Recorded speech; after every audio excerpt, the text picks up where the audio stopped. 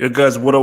It's the kid, it's the main man here, HH here for another weekly edition of Stay Black, which of course is the weekly discussion group where we just talk about, issues concerning Black people all over the world, whether to do with racism, social equality, and just various things that's all doing with Black people. So this week, our topics, we're going to be looking at the NBA boycott.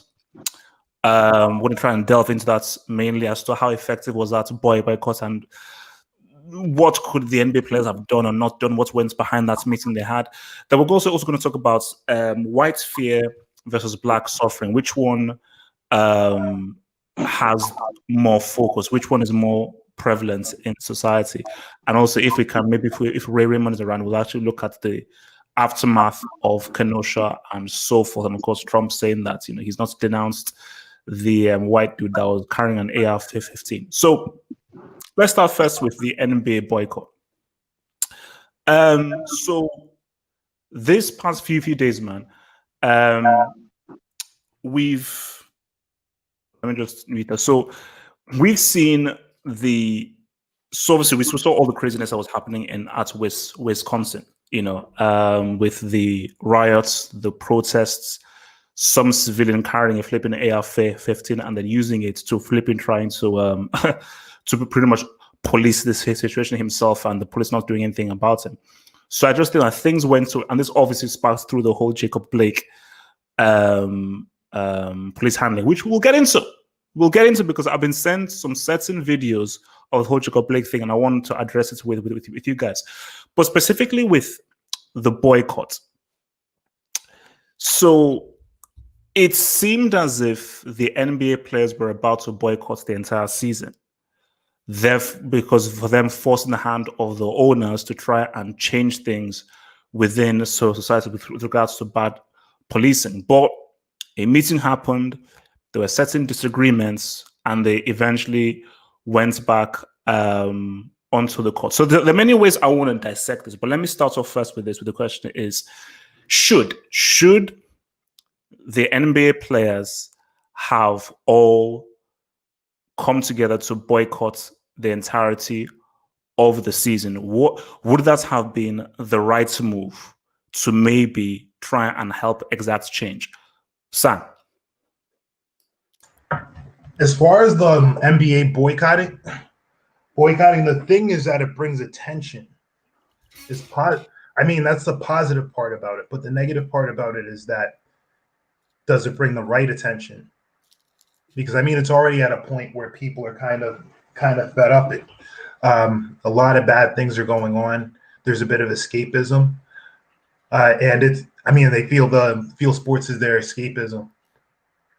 And the thing with it is that the people that you're trying to attract get appealed by NBA games. Also, if you check other things like viewership, I think it's something like 40 to 45% of like NBA viewership in the United States are Black people. So it just has that large number of so it's getting to the target audience as well. You said something about unwanted attention. What do you mean by it can affect attention but unwanted attention? It gets attention, but it's not going to get the right attention. I don't think it's getting the right attention because a lot of people, when you notice a lot of things when people are talking about it, and when you notice other things such as trends, the trends of viewership in general for that are going down. For the NBA in general are going down. Because people are like, oh, they're just playing all this stuff like Black Lives Matter and so on, and like I'm tired of hearing of this. I just want to watch a basketball game and stuff. I think that it should be done. I think we should still continue trying because it will hit some of those people. It will hit some people. But then again, by and large, you're still going to get an overwhelming amount of people who are doing that, and you're not really hitting the people of power with that. Okay. So in your view, you don't think it would have been that effective if they had boycotted the whole season? I don't know, because the thing about it is that, like, the I mean, when you talk about it though, is that you got boycotts that when um, certain boycotts will affect certain industries. Now, if you boycott the NBA, there are second and third order effects that happen. Like that pretty much ceases things such as clothing sales, clothing companies, shoe companies, um, any endorsements of the players. That really affects like the big companies like Nike, Nike, Reebok, etc. Um, and obviously any vendors that support the teams, like that broadens out. That may make people think, may make people change and try to think, but I don't know if it's going to be enough. If you get what I mean. Okay, okay. 20G, what do you say on this? Do you think that the NBA should have boycotted the whole season? So I agree with Sam in the sense that I believe sports in general, the fanfare behind it is more so used to mask the failure of the state. I think that a lot of the entertainment involved with it is to, like to Sam's point again, to escape what they're actually being oppressed with or by. And I think that Black people in general are some of the most aspirational people in the world, in a sense of they're at the bottom of the totem pole. And so they look to like a Michael Jordan and his documentary, and it makes them feel like, okay, there's something that they can do outside of policy. And I think that those who are in power enjoy that. They love the idea that we seek the very wrong people for leadership. And I don't think that the sportsmen of today are anything similar to like a Jackie Robinson or a Paul Robeson, who eventually became intellectuals in their own right. Because I feel like those individual people, they risked their career, and I don't think anybody in the NBA right now would put aside their riches and fame for the benefit of the whole of their race. So I don't think that, you know, boycotting would last very long, because I think that they enjoy the attention, they need the attention, they need the funding. And I also think, just in general, considering the pandemic, I don't think that anybody would even think twice about it, especially white people, the people that they want to vocalize their issues with. I don't think that white people would necessarily care. They'd probably think, oh, well, the pandemic's going on anyway. It probably would be best for you not to play. Okay. So now I want to talk about athletes and just sports athletes, you know, because here's my thing. Because the next question I want to ask is, do sports athletes have a duty to protest, boycott, and do things within their power to affect change? And the reason why I ask this is that because it was a conversation I was having with a guy that I do some NBA talks with, is you look at a LeBron, for example, you know, do these athletes have the right knowledge and the right information to be these social leaders? Is it right for them to be under pressure to do something? And if they don't, you're called a sellout, you're called a waste. Because my thing is, remember, these are athletes. These aren't social leaders. These aren't presidents. These are just athletes who have trained most of their lives to do a certain sport and most of their lives to excel at a certain sport. They have not dedicated their lives into learning about legislation, learning about law, learning about history, and all these kinds of things. So, confess to you, Sam, do you believe that because athletes are famous, they're popular, and they're in popular sports, it is just what it is? They have a duty to try and protest, affect change, or anything, or we shouldn't put that kind of pressure or burden on an athlete because he's an athlete, or what he does is sport? I think from a social impetus, a lot of people are putting that pressure on the athletes because the thing for a movement is that you need an outlet.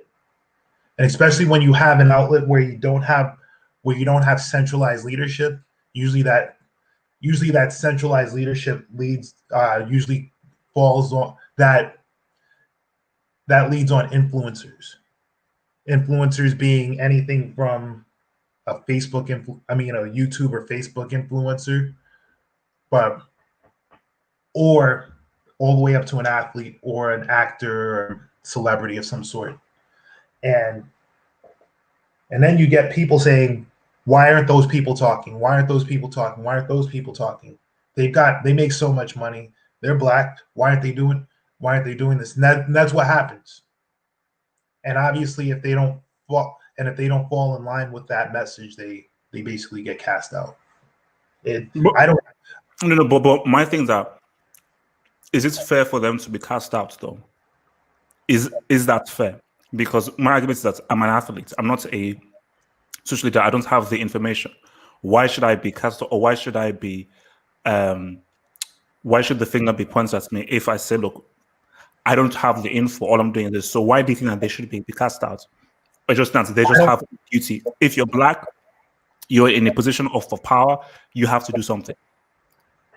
I don't think so, because the thing about it though is that we're all individuals here. Even rich people are individuals. And even some of the people that are at those platforms, they're not trained specifically in talking politics or talking about those issues. Because think about it this way, somebody unless they personally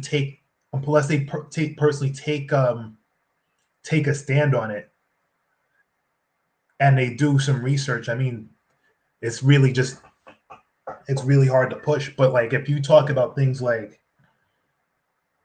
when you talk about things like that, it comes down to, because think about it this way, LeBron James is a good example of that.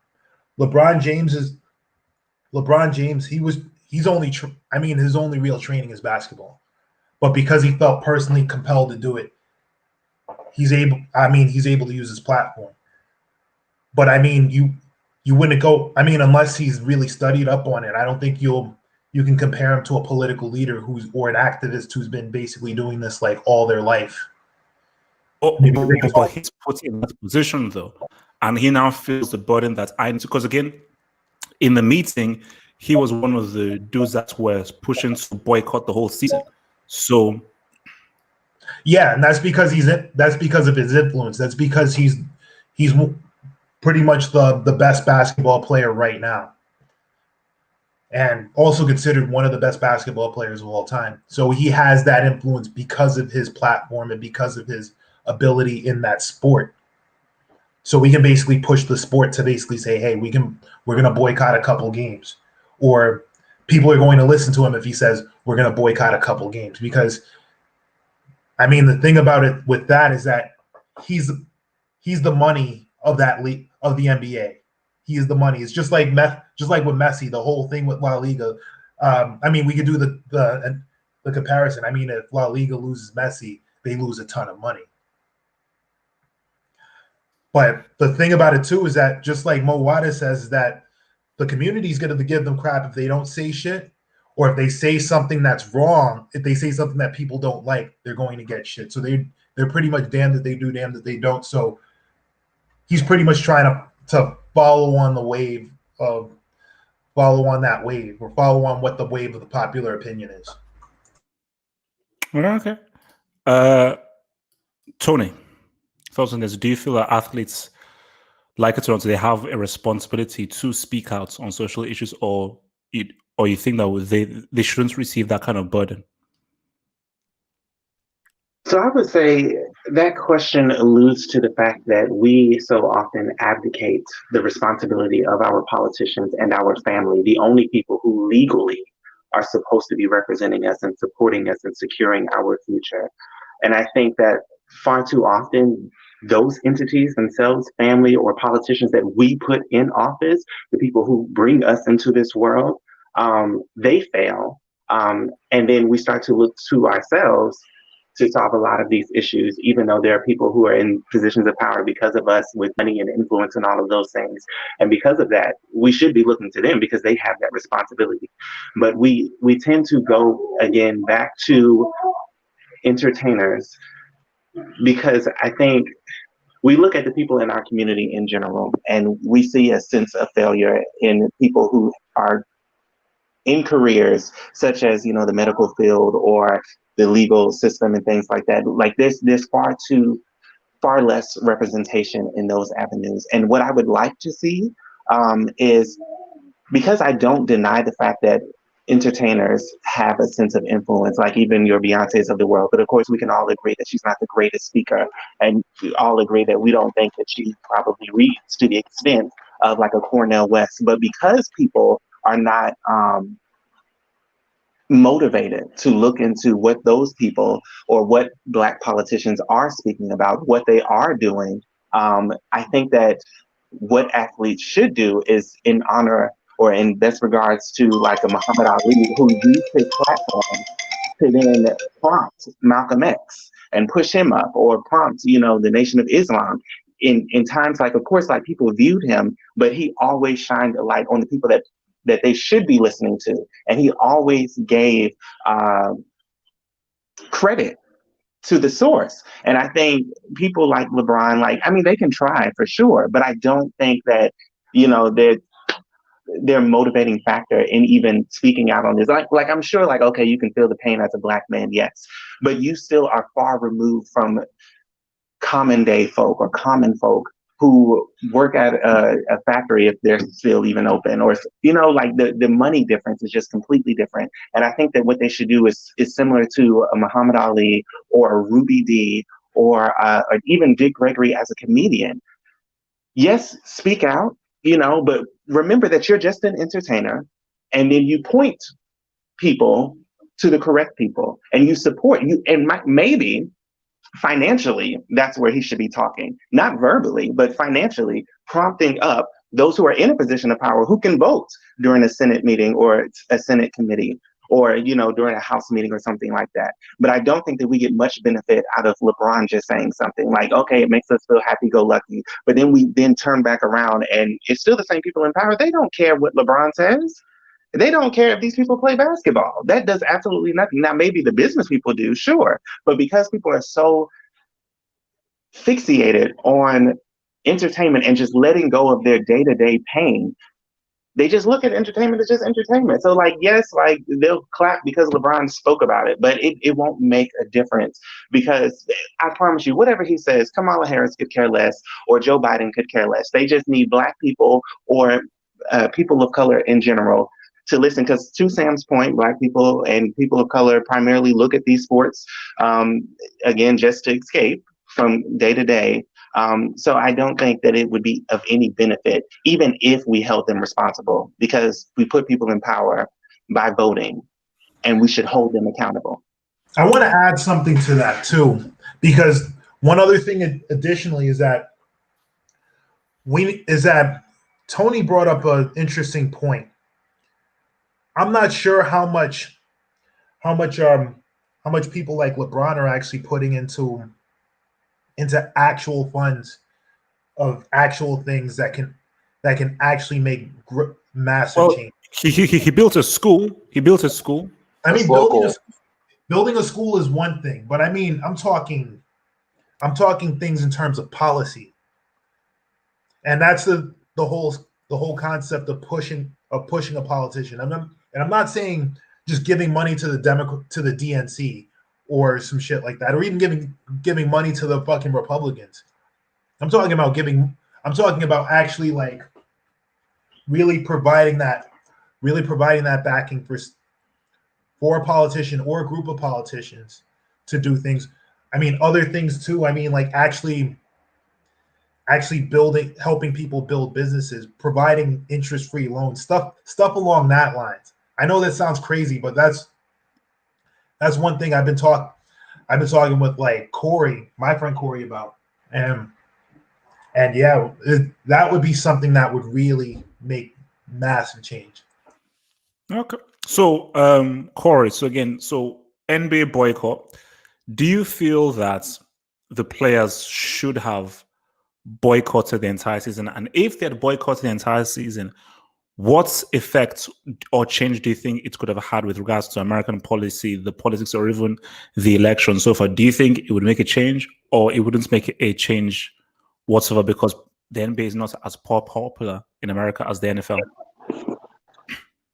I think that, well, I think it's multifaceted. You got these cats that are following in, the footsteps of cats like Jim Brown and Muhammad Ali's. I think I heard somebody mention Dick earlier as an entertainer. You can't silence these cats just because they play in the league and got a bunch of money. I mean, they black men too, So I'm sure some of us got a bigger bank account than the next one on here too, So I'm not going to minimize them fellas and what they do and their money and, how far they are removed from the issue. I think that society does that. I don't think we should as individuals and put that pressure, we should put pressure on them, but we shouldn't put that kind of negative pressure on it, if that makes any sense. We shouldn't say, well, LeBron, you got 150 million in the bank, how much are you like me here paying, my rent and all that stuff. I don't know if we should, scrutinize them to that level. Because Ali and Brown and other athletes that, came after them, and before them for that matter, go back as far as Jesse Owens and what, some of the things that he spoke out about, and what he means to the cause and overall, I don't think we should minimize these guys' opinion. I think we should require more work from them, actual work. We appreciate, the T-shirts and the kneeling and carrying on, but where you work in the community, all right, you build a school, if you're talking about backing politicians, I don't know if I want to get into, who you're going to back or whatever, but if you want black folks to follow you, get out there and get in the streets and let's see your ass, losing some skin behind this. And, you losing a few likes and, such on social media, but overall you ain't really affected by this. So, for me to really, stand behind you, 100% and be more than what I am, then let's see you out in the streets. Let's see you taking the stands for real. There's a lot of them that came before you that did do that. And they did suffer while they still played. They still suffered a bit of, social backlash and whatnot. On the other hand, backing politicians and all that stuff, I don't know about all that. I don't know if I would personally do that if I was an athlete, unless this person was, really heads and shoulders above either. But let me ask you this. So, but if they had boycotted the season, how effective could that have been? Oh, not much. I mean, because the white roar is going to be a lot louder than the black yell. So they're going to uproar and they're going to inflame everybody. So that's going to become a lynch mob deal there. I don't think that was effective. I think it drew attention at best. Okay. Hey, I want to add something to that too. Like, you brought up the whole thing about like the celebrity going to these protests and like actually protesting with people. But the problem is that some of these protests, I don't know, like they've been getting kind of suspect at night. And I'm guessing they're afraid that some of the celebrities that really want to do it, they're kind of afraid that if they get caught up in that, they're going to get caught up in riots, which already some celebrities have actually, some influencers, but then again, those influencers actually got involved and they went to jail. Okay. MB, if in the NBA had boycotted the season, how effective realistically do you think that could have been? And should they have gone ahead to boycott the whole season? It's a wasted opportunity from my point of view, because they could have shut it down, and they didn't. The NBA would have been forced to disqualify their teams, the ones who were still going to play, and they couldn't do that. There's too much money and shit. There's too much money in the gambling. Billions of dollars. You understand? These guys make millions, right? But the people who pay them those millions make billions. The people who bet on those people make billions. The betting sustains entire communities.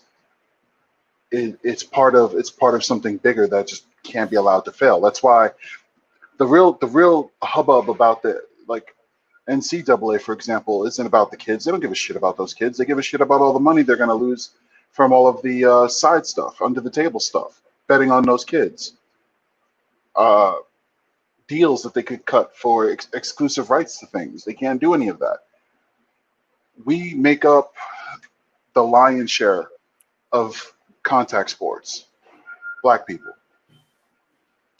We're naturally talented athletes, right? So nobody wants to watch. I mean, Steph Curry fucked it up for everybody because all he does is drain threes. But, you know, like nobody really, us old heads, we don't want to watch that. I don't want to watch a guy draining threes all night. I want to watch, you know, Detroit Bad Boys era basketball. And a lot of the dudes who sat down are dudes who play that way. The point I'm making is that's what excites the crowds. That's what puts butts in the stands. They're already hurting because of COVID. But now they're really hurting because they can't sell airtime. They can't sell the team. We had an opportunity to have them by the balls, financially speaking. And we were just like, no, we good to sit down like a game. I mean, but you guys saw how we could, you know, we could affect you, right? All right, cool, just so long as you know. Like, what the fuck? Well, where was the benefits of that? It was a lot of talk. And then you got, you know, Jared Kushner, he's an asshole, but he had a valid point. You have people who can afford to take a day off of work, taking off of work. So how much did they really say?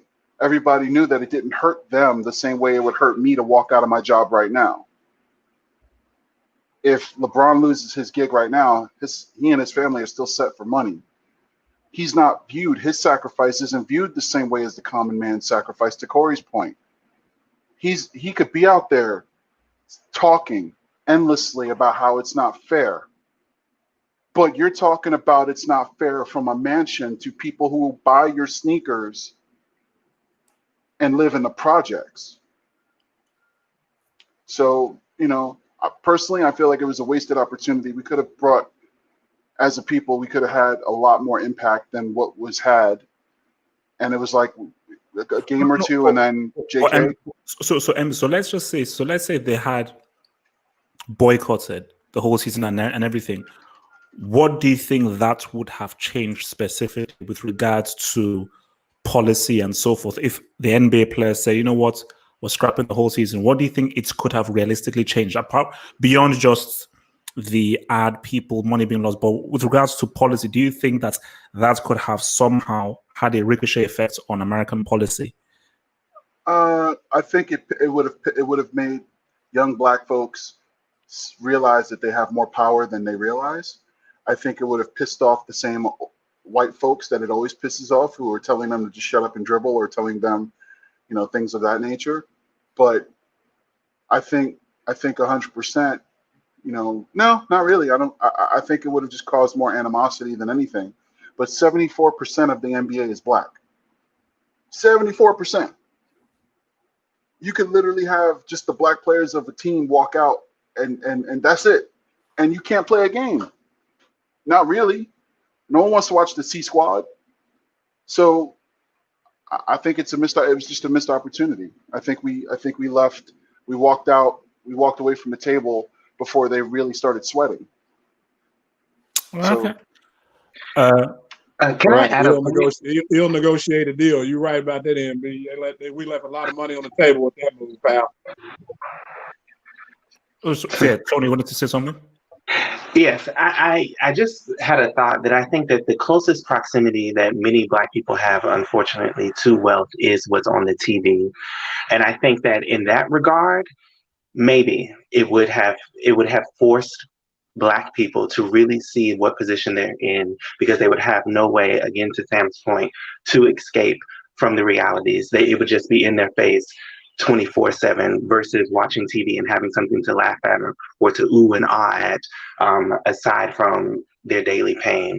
And I think that, unfortunately, because of all the money that is involved with sports, had LeBron sat down, or if any of them quit, they're just going to turn around and find somebody else or find a replacement. It's no different from how the economy works. If you go in there, like many Black people today, like we want living wages, and then they'll turn around and they'll get somebody else to come into the country who might be an immigrant or whatever, and they'll work for less, and it'll work out to their benefit. And again, because people are so desperate to escape from whatever turmoil that they have in their life, whether it be through movies or sports or whatever, that's entertainment, I think they would settle for whatever came on TV, even if it wasn't LeBron. There would be somebody else who would just take the check, because at this point, how else are people going to get that close to success? Like I said, otherwise, I really feel like what's on the TV is the closest that many people get to success, and they like to sit there in aberration towards those people. All right. So, Ray, question to you then. So, do you feel that the NBA players should have gone ahead without boycotts? And if they had boycotted, do you think it could have actually changed anything beyond just harming the wallets of the white owners and so forth? Like, do you think, as MB said, do you think it was a missed opportunity that they could have really done something that could have been more than just a viral moment, but something truly tangibly effective? Or even if they had boycotted, you still don't think that it could have really changed anything specifically needed in communities? No. You gotta keep in mind, there's a lot of cities this stuff is happening in, but I'm currently in Kenosha, so I just have a different viewpoint. So it doesn't mean anyone before me is wrong. It's just a different experience. So let me just say that first. Me personally, I'm tired of people in the Black community talking about what other people in the Black community need to be doing. I'm just personally sick of it. So NBA players don't owe me nothing. LeBron James, all the others, they're doing a whole lot more than most of the cats popping off at the mouth about them. So I just don't have a lot of patience for cats with $20, but who know what a cat with 20 million should do with 20 mil. So fact of the matter is, LeBron and all them, they brought attention. Shoot, I don't even watch hockey. National Hockey League's bringing attention to it.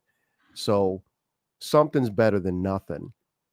And people sitting around doing nothing, talking about how somebody else could have done more. I just right now don't get it, because we are so far from the finish line. This is like an all hands on deck. So I just have a hard time understanding people who are claiming they see what's going on, but they ain't doing nothing themselves. So we love talking about LeBron James money, but you know what? We also love talking about the collective money that the Black community has.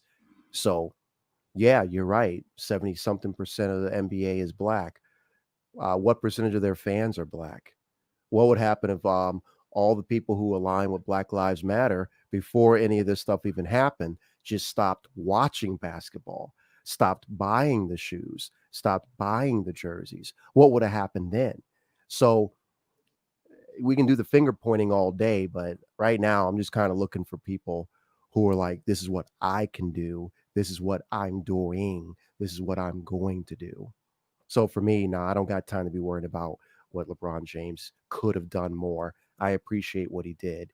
I appreciate what he did before all this popped off with the school. So he doing that thing. He's good with me.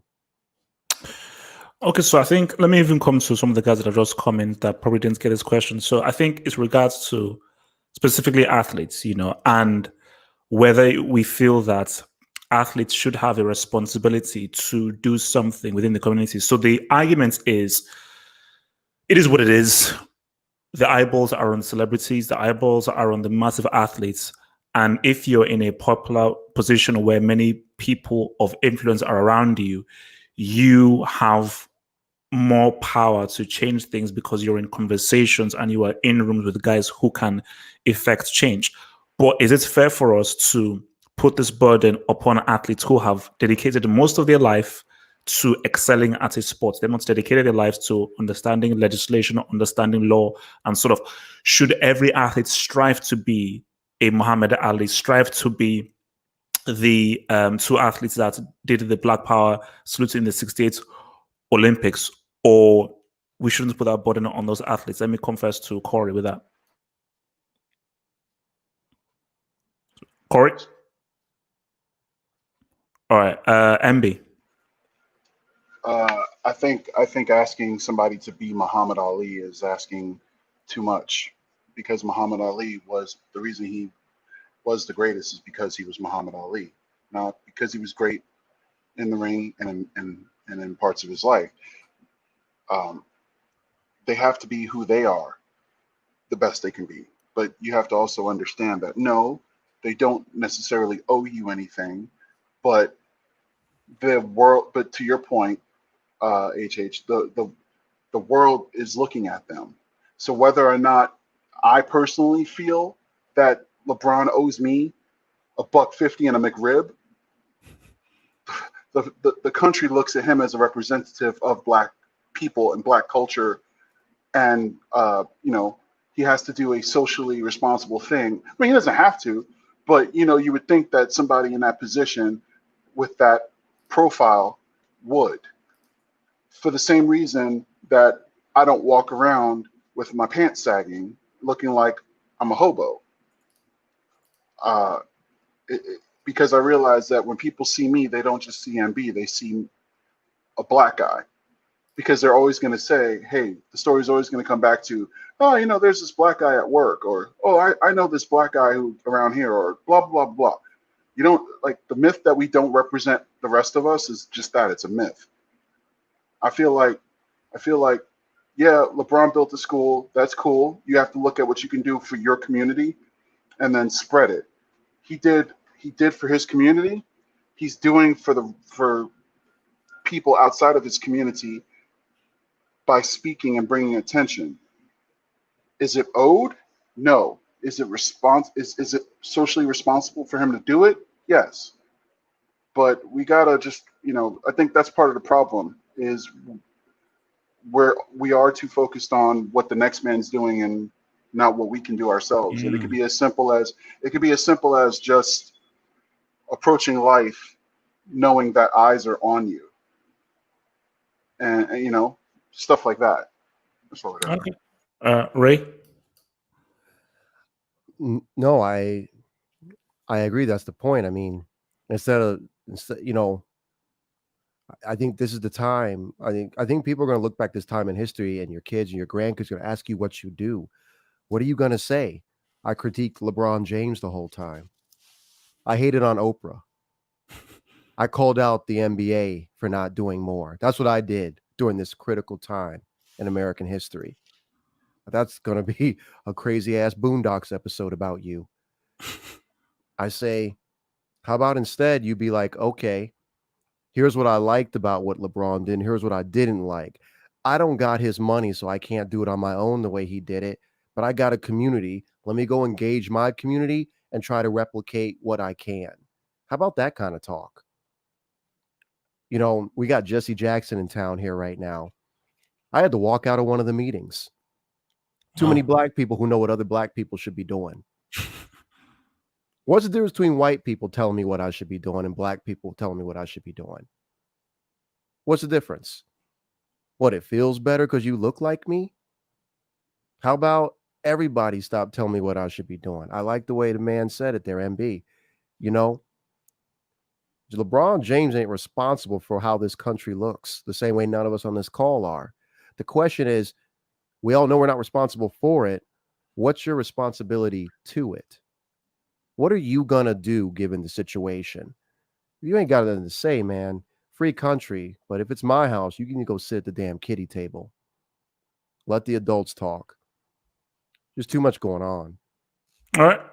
So, Corey, again, question is, do you feel like people like LeBron and so forth have a responsibility to speak on social issues and be at the forefront, or we shouldn't put that burden on them? Tough one. I'd say morally, yes, because you have a platform and, you fall in, you want to call yourself the GOAT and all this stuff, and you come behind some real GOATs like Ali. Socially, nah, do what you want to do, bro. You want to stay in your $1 million mansion and chill out, treat it like a trendy topic like the rest of the folks. That's cool, but stand to the side while other folks really try to get out there, and inspire some change and be a part of some change and some progression. I'm not sure, but again, I also, like I said earlier, it's multifaceted for me. I don't think we should minimize these cats either. Now, to the brother's point that's up there, he's obviously going to have a much different point than the rest of us. Hell yeah. Bro, if you ain't up here putting out no fires and keeping folks from tearing shit up, then, hey, man, step your ass to the side, bro. We got bigger things to do. We need somebody to do something that's going to do something, not just talk about doing something. And for the record, I don't think me and you said anything different here. What you just said was, should LeBron James do more?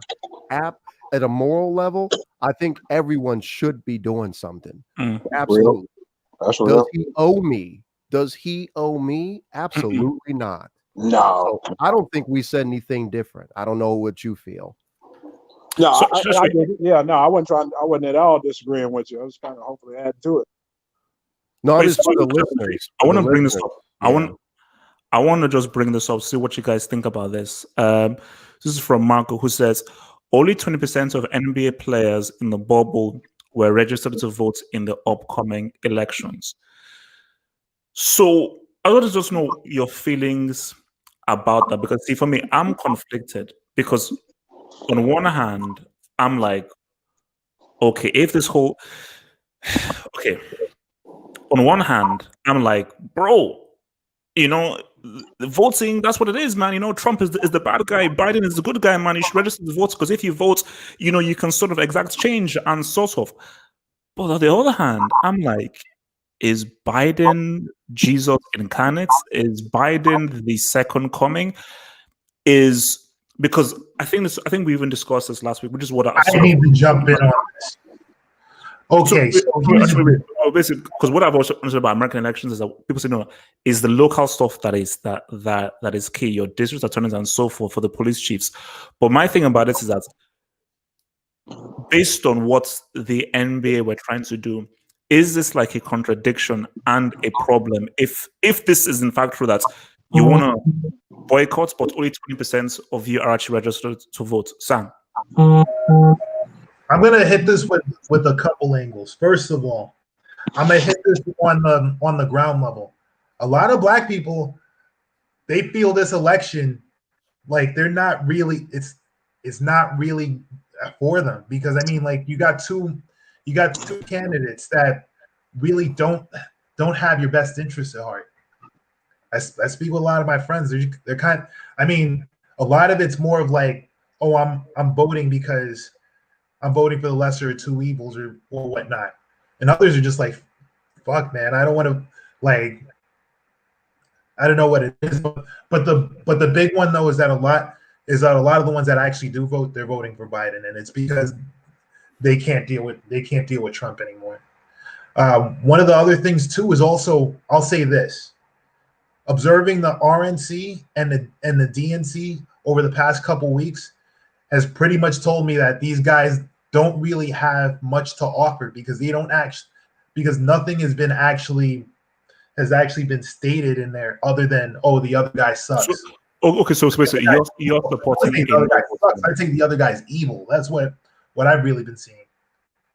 So along the lines of that, it's like the DNC's pretty much been posting, oh, vote for Biden, because if you don't, Trump is evil and he's going to do this. But what else do you have? But my question is, what else do you have to offer? But my thing, do you find, if that figure is true, do you find that problematic? 20% of the NBA people are registered to vote. Do you find that problematic or no?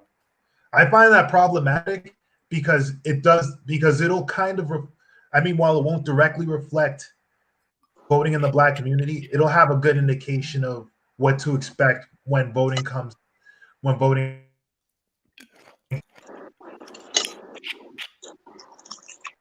Okay. Hold on. I think I just caught up here. When you keep saying 20%, are you talking about the 400 and something NBA players? So because he just said, Mark, if you can give us some clarification, he says that only 20% NBA players. Hold on. So there's what, 500 NBA players, right? 75% of them are black. So are we sitting here talking about 375 people? So let's say all of them voted. Why are we talking about 375 people in a nation of 330 million? We're on average 145 million. I think his point is I think his point is, rather than just the numbers, his point is, if you're coming together to even consider boycotting the season because you want to exact change, but only 20% of you have registered to vote. It's like an oxymoron because it's like, if you've not registered to vote, why should we take your boycott seriously? I think that's where he's coming from. That's Yeah, bullshit. but that's You can't stupid. say that no one can have change unless they vote, and no one can talk about change unless they vote. That's Yeah, bullshit. that's like saying that's like those morons that say, well, if you didn't vote, you don't have a right to dissent. That's fucking stupid. It just is. I'm sorry. I'm not going to be as eloquent as Brother Rick. That's fucking stupid. You can have an opinion. You can have an opinion about something. Just because they're not registered today doesn't mean that they're not going to register and vote later. But even beyond that, so what? Their opinion doesn't matter about police brutality, so they can't comment about a cop shooting a brother in the back 7 times because they didn't fucking register to vote on a computer somewhere? Kick every rock between here and where you come from. Oh no, I think that is key because for me, my thing is again, it's like this systematic thing of like, no, you must vote. But if there is nothing out there that I can support that I want to vote for, but I still believe that what you've done is wrong, then where do we go from there? So because see, my thing, because which is the issue that the Democrats are doing, because the DNC Democrats are like, hey, all this stuff is bad. Vote for us. Register everyone to vote. I was watching the Brandy versus Monica versus battle on Instagram like last night. And who comes on? Kamala Harris. And I'm like, this is the most downright flipping, please vote for me thing I've ever seen. She comes off the TV screen and says, hey guys, I really love you guys. You guys are great, man. I'm gonna enjoy myself. And please, man, remember to vote. And then of course Monica and Brandy were like, hey man, guys, vote. I'm like, well, I mean, what are we doing here? And also, it may have actually been a good move because 1.1 million people were watching it concurrently. So, but it's I mean, it's what. So I want to move on to this next thing. I think this was a topic that Corey brought up, which is about which is taken more seriously, white fear or black suffering. Now, let me start by saying this. And this is something that I see from the outside, not just, living it. And this is something that I believe has become very dangerous, which is that black suffering is almost becoming normalized. It is almost becoming a thing that is expected. Like, what's it called again? Brandy and Monica, towards the end of the whole thing, Brandy started to sing like, we shall overcome, like a cappella and everything. And I'm like, how many times have I heard that song or that sentiment? We shall overcome. We shall overcome. We shall strive. We'll keep struggling. We keep struggling. And what society has done, and especially from liberal, so right-wing whites, they just sort of ignore the suffering of blacks. They're like, hey, look, man, they're just complaining that they're never happy, blah, blah, blah, blah. Liberal whites are like, oh, it's so bad. What's happening with them? Key points. Where's my book? Autobiography of Malcolm X. There was one thing that Malcolm X referenced when he was living with a white liberal family as a young kid. And he said that, so basically when they were driving through this town, and then the family was just looking at these black people who were poor and sort of, but they were still in spirits. The white family said that, man, how can these people who are suffering so much still be so happy and still be in such high spirits? And that is the kind of liberal point of view. So because I'm going to confess to Corey because my thing is white fear will always overcome black suffering because the whiteness and whiteness is at the top of the pyramid, is at the top of the totem pole. So black suffering it is what it is. Black people suffer, it is what it is. We shall overcome. So yeah, we know that. But if the white person is afraid or similar to that flipping white kid with the AR-15 gun, bro, that's a white guy who's in fear of what is happening and everything. So you view him differently because he's white. And the image that has been forced upon society is white is good, white is angelic, white is innocent, and so forth. Black is thuggish, black is suffering, black is mean, black is, slavish, and so forth. So once these things are ingrained in your mentality. You would just see Black suffering as, oh, it is what it is. So, Corey, thoughts on that then? We all know the deal. We know that the majority so-called population, whatever they think, that's what it's going to be. White folks, white suffrage, or white anger in this case. My question is why do we continue suffering? Why do we keep ourselves in this mind state? Like you said, we seem to be caught in this perpetual cycle of we shall overcome, or are we striving to, get to the next level and be better? Have we already overcome? Have we already overcome, where the days of where that song came from? Yes, we have. No more color bathroom, water fountain, so on and so forth. I think we also have the ability to separate ourselves, right in the middle of everybody and work on our own issues as a separate community. Excuse me, and not have as much suffrage and sorrow and all that stuff. Yeah, the suffrage and sorrow comes when we're dealing with issues like police brutality and all that stuff. But again, step our own game up, a little bit. And might I challenge us to be a little bit better people, starting with things like dropping the N-word from, vocabulary, just little stuff like that. Demanding more from ourselves. I think that we may have reached some sort of a maximum threshold with white folks. I don't know if they believe we are capable of more. And furthermore, what do we give a fuck? Why are we trying to impress these son of a gun so much? Is it because of the jobs? Probably. Is it because of that's where you make business deals sometimes too? Yeah, probably. But that's also outsourcing out of our community too. Wait, Corey, let me ask you this. Because I want to come to everyone else, but Corey, let me ask you this. Because I remember I was on this Twitter kind of thread with someone, and then I was also sort of in a discussion about Black Lives Matter, and I said, look, man, this whole Black Lives Matter thing is about this, because basically this white dude said that, why is Naomi Osaka talking about Black Lives Matter, blah, blah, blah, blah. But the key thing was a lady said, this is the key word, Black Lives Matter means everything to us Black people. Yeah. Everything?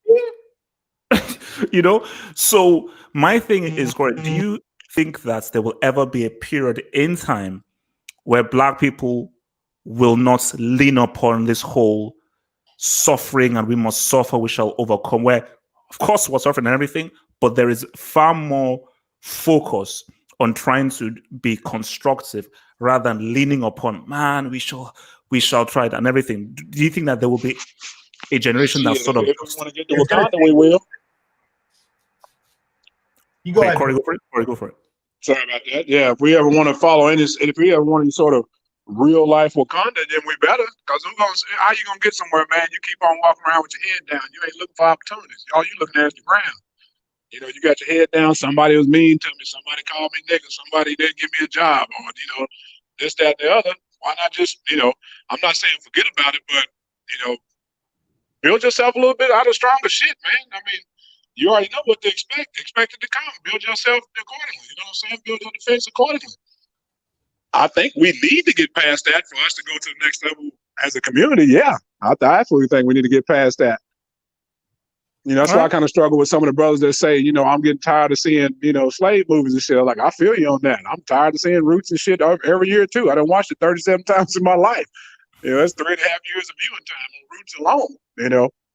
But I also spend a lot of time, more time looking at positive influences and things to, and being a part of things like this. This to me is positive. I don't know of a single brother that's doing something similar besides the cat that are on this phone call.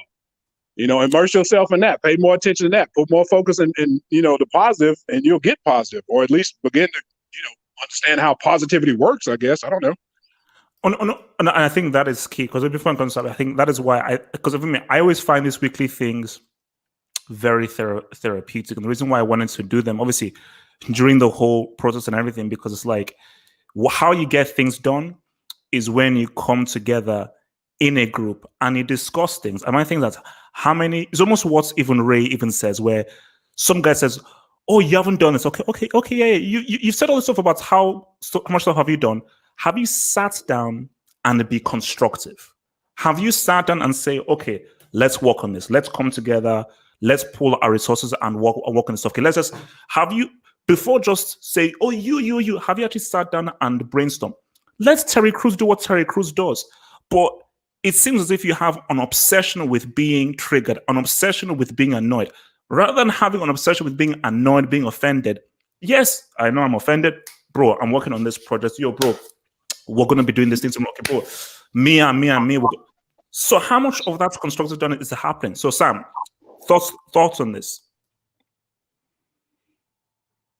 Thoughts on being constructive. I mean, essentially, that's how I feel. What's the whole thing of black suffering? Do you think that the black suffering is justified and so forth, or there needs to be much more of a conscious effort to sort of move beyond that, acknowledge it, but move beyond that?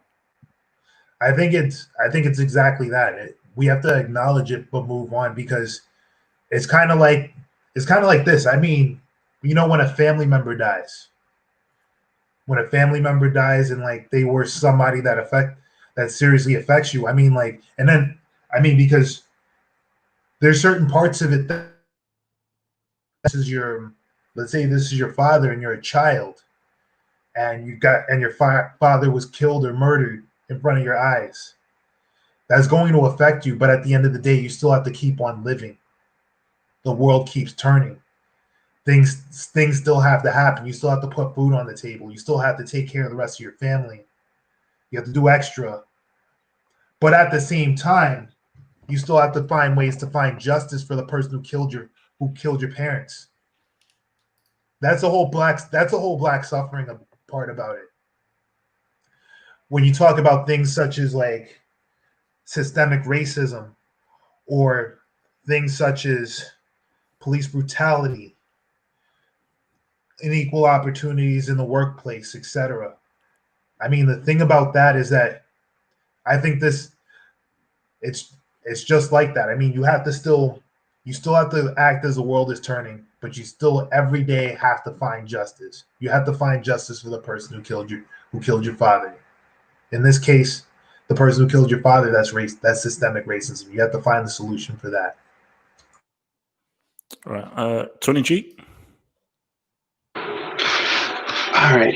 So I think that Nina Turner said it best when she said that we as a people settle for visions instead of provisions. And I think that what she meant by provisions are laws and actual legislation to actually change. And I think that, again, looking to entertainers for something conducive, or just for respectability, just because they're a representation rather than somebody who can actually do something for us in a legal capacity, I don't think that that's a productive thing. And I don't think that it's a fair point to say that the likes of a Oprah or LeBron don't owe us something to be said, because I think that in the beginning, it was Black fandom that got them to where they are. It was Black fandom and attention that was the catalyst for white people even paying them attention as much as they do now. Like, yes, right now, I'm sure most of their money is coming from white people because that's where all the power structure is. That's where all the money is now. But in the beginning, I think that it was Black attention that put them in those spaces. And I think because of that, they have access to people and legislation that we don't have as common folk. And I think that even more so, we saw that with Obama's presidency, right? It wasn't as if he went to Ferguson when they were protesting. He spoke from the comforts of the White House or wherever and called them thugs and whatnot in the midst of their frustration, as if his policies couldn't change anything. But we were so stuck on the vision of him being a Black man that we did not hold him to the fire and say, all right, you need to come in here, speak to whoever you have, because you have access, you have power, people will listen to you, and we voted you in, we put you in the place that you were in. And I think that's the same for even celebrity in a sense. Again, if Black people weren't paying attention to half the Black celebrities that are in place now, they wouldn't be where they are. So yes, they do owe us a right to say something. And I think also, in terms of white fear, I think that it's the preemptive notion of most of the laws that we have in place, right? Most of the policing that we have, the militarization of the police force is to sort of curtail Black populations, because those are the ones who unfortunately might be out there, because of fictional thought by white people to say like, oh, they're the ones who are thugging, they're the ones robbing and blah, blah, blah. But then they don't speak on the fact that, it's basically that they're suppressing them economically. And that's part of the reason why, you know, in the hood that it looks the way that it does. We never really go into the depths of why there are these ideas of like Black people like selling drugs or whatever, but where are they getting the drugs from? I think that all of these things are structured. And I think that white people come up with whatever notion that they have. And I think that's what white people have on us in general. And not to, you know, sound or be a conspiracy theorist, but I will say that I think that white nations will come together, money and through war or weapons, to seize Black populations, whether it be in Africa, America, South America, wherever. They come together no matter what. And I think that that's evident even with Black Lives Matter. As much as we see these protests worldwide where even white people are coming together and they're saying, oh, kumbaya, we feel you, we feel your pain. But nobody is taking themselves to the UN. Nobody is pressing the United States as such, right? Even your President Obama, he'll come out and speak about Biden. And to your point of saying, well, we don't know if Biden is the second coming of Jesus. Well, clearly his record and his acquaintances prove that he's not. And I think that even him being the VP of Obama should speak so much about him now that so much is coming to the forefront. And again, these are people that we put in place, and they withhold white power structures with their silence. I think that there's no better person right now to go to the UN to speak about Black issues than Obama, like as president, like the racism that he even received, but the fact that he's still silent about it is troublesome to me. And I think that to the other guy's point, Corey, saying that he doesn't really understand why we try to impress white people. Well, they're still in power. That's where all the money is. And I think that no matter how much we uplift LeBron, he's still not the richest person in the room. And that's not to say like, oh, I have the right to say something about him because I'm in a lesser tax bracket than him. But that's just the facts. He still answers to somebody else, and that somebody else is white. And the world is practically run by white people. And the one time that we had somebody in the highest office in the United States, what did he do? What did he say in honor of Black Lives Matter? I don't know. All I remember is him calling the people in Ferguson, like I said, thugs, and then went to Morehouse, one of the most esteemed institutions that we still have today that is preemptively has Black leadership, and started making stories about them needing to pull up their pants. It's the wrong place. It's the wrong time. Those students there were actually doing what they need to do. And again, part of the reason is because he was raised, I believe, part of the reason is also because he was raised by white people. So I'm sure that that's part of the place that he comes from, right? Like he can somewhat understand and that's what he likes to put out there, him and Biden, like, oh, I can meet people, you know, in the aisle. But I think that it's time's out for just meeting in the aisle. It's time now to just say what needs to be said. And again, I think that it is white fear that causes many of the troubles in the Black community, to include why Black Lives Matter is a bunch of protests now versus us actually going to the UN, versus having a Kamala Harris write legislation, you know, to help Black people versus just putting them in jail. Okay. Real quick, did all of you, I don't know that it was brought up because I had to step away, but to your point on white fear, you guys caught the president low-key saying basically low-income housing means that Blacks are going to move into your neighborhood and steal your white women. You guys caught that, right? Yep. Okay, just making sure we're all on the same page and we all Send in me- the lines. Send me a clip on that after. Okay, but I got MB, you, to you though, I still don't see why guys even bother what Trump keeps saying. But to your point, so do you think that, so where do you stand with this whole thing of Black suffering? Do you still think it's something that needs to be focused on, or do you feel Black people have to sort of try to acknowledge it, but move beyond it because it is being far too normalized, because white fear will always supersede Black suffering based on how Black people are perceived in culture? It's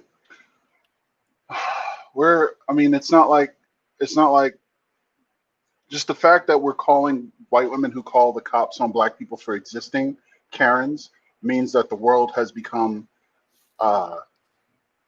aware of something that we knew was happening since history in this country, right? Where a white woman screams and points at a Black man and he dies, right? Like they live in fear of us They live in fear of us stealing from them. They see us as thieves. We're the wolf in the hen house. That perception is baked into that American apple pie.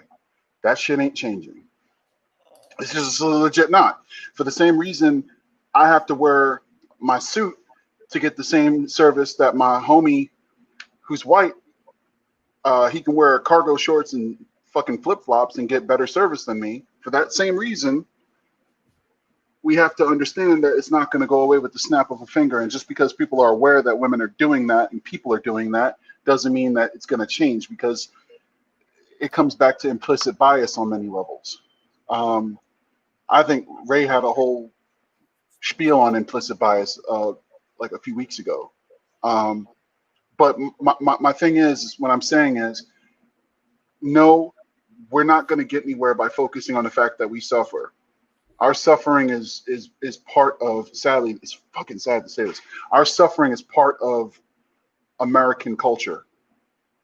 Like, just like we built this country's built on the backs of blacks.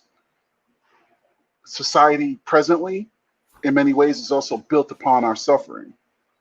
In the same way that society is built on a delicate balance of haves and have-nots. So I don't see it changing. I think what we need to do is focus on how to make ourselves,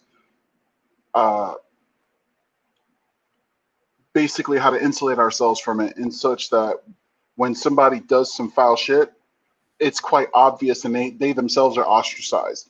Because I will tell you, the thing that will piss white folks don't respond to racial slurs the same way black folks do.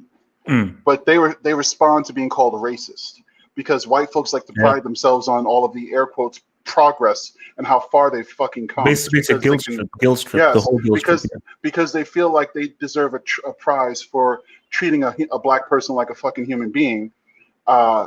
When you show them that they are not as advanced as they purport to be, it destroys their world. The game, the way to win the game, or even to play, to actually compete on equal terms, is to make yourself so, like, it's like my sister used to say, you make yourself basically so dope that they are obviously hating. Like, we all have that one friend who's an obvious hater, when he's the one who's counter. If something's awesome, he's the one to say, well, it ain't that great. It's the same way we have to approach the shit with white folks. You got to make yourself like, it's like the dude in Central Park who was bird watching. He's educated, no record. He was basically the best of us, right? And she tried to pull that, oh my God, he's attacking me shit, and it didn't work. No one even, I mean, yes, he had the video, but it wouldn't have even flown, because he was so much on a higher level that it was quite obvious what she was doing. That shit needs to be the norm. And I hate to even say that. It's an adaptation to the fuckery that's out there, but it's what we have to do.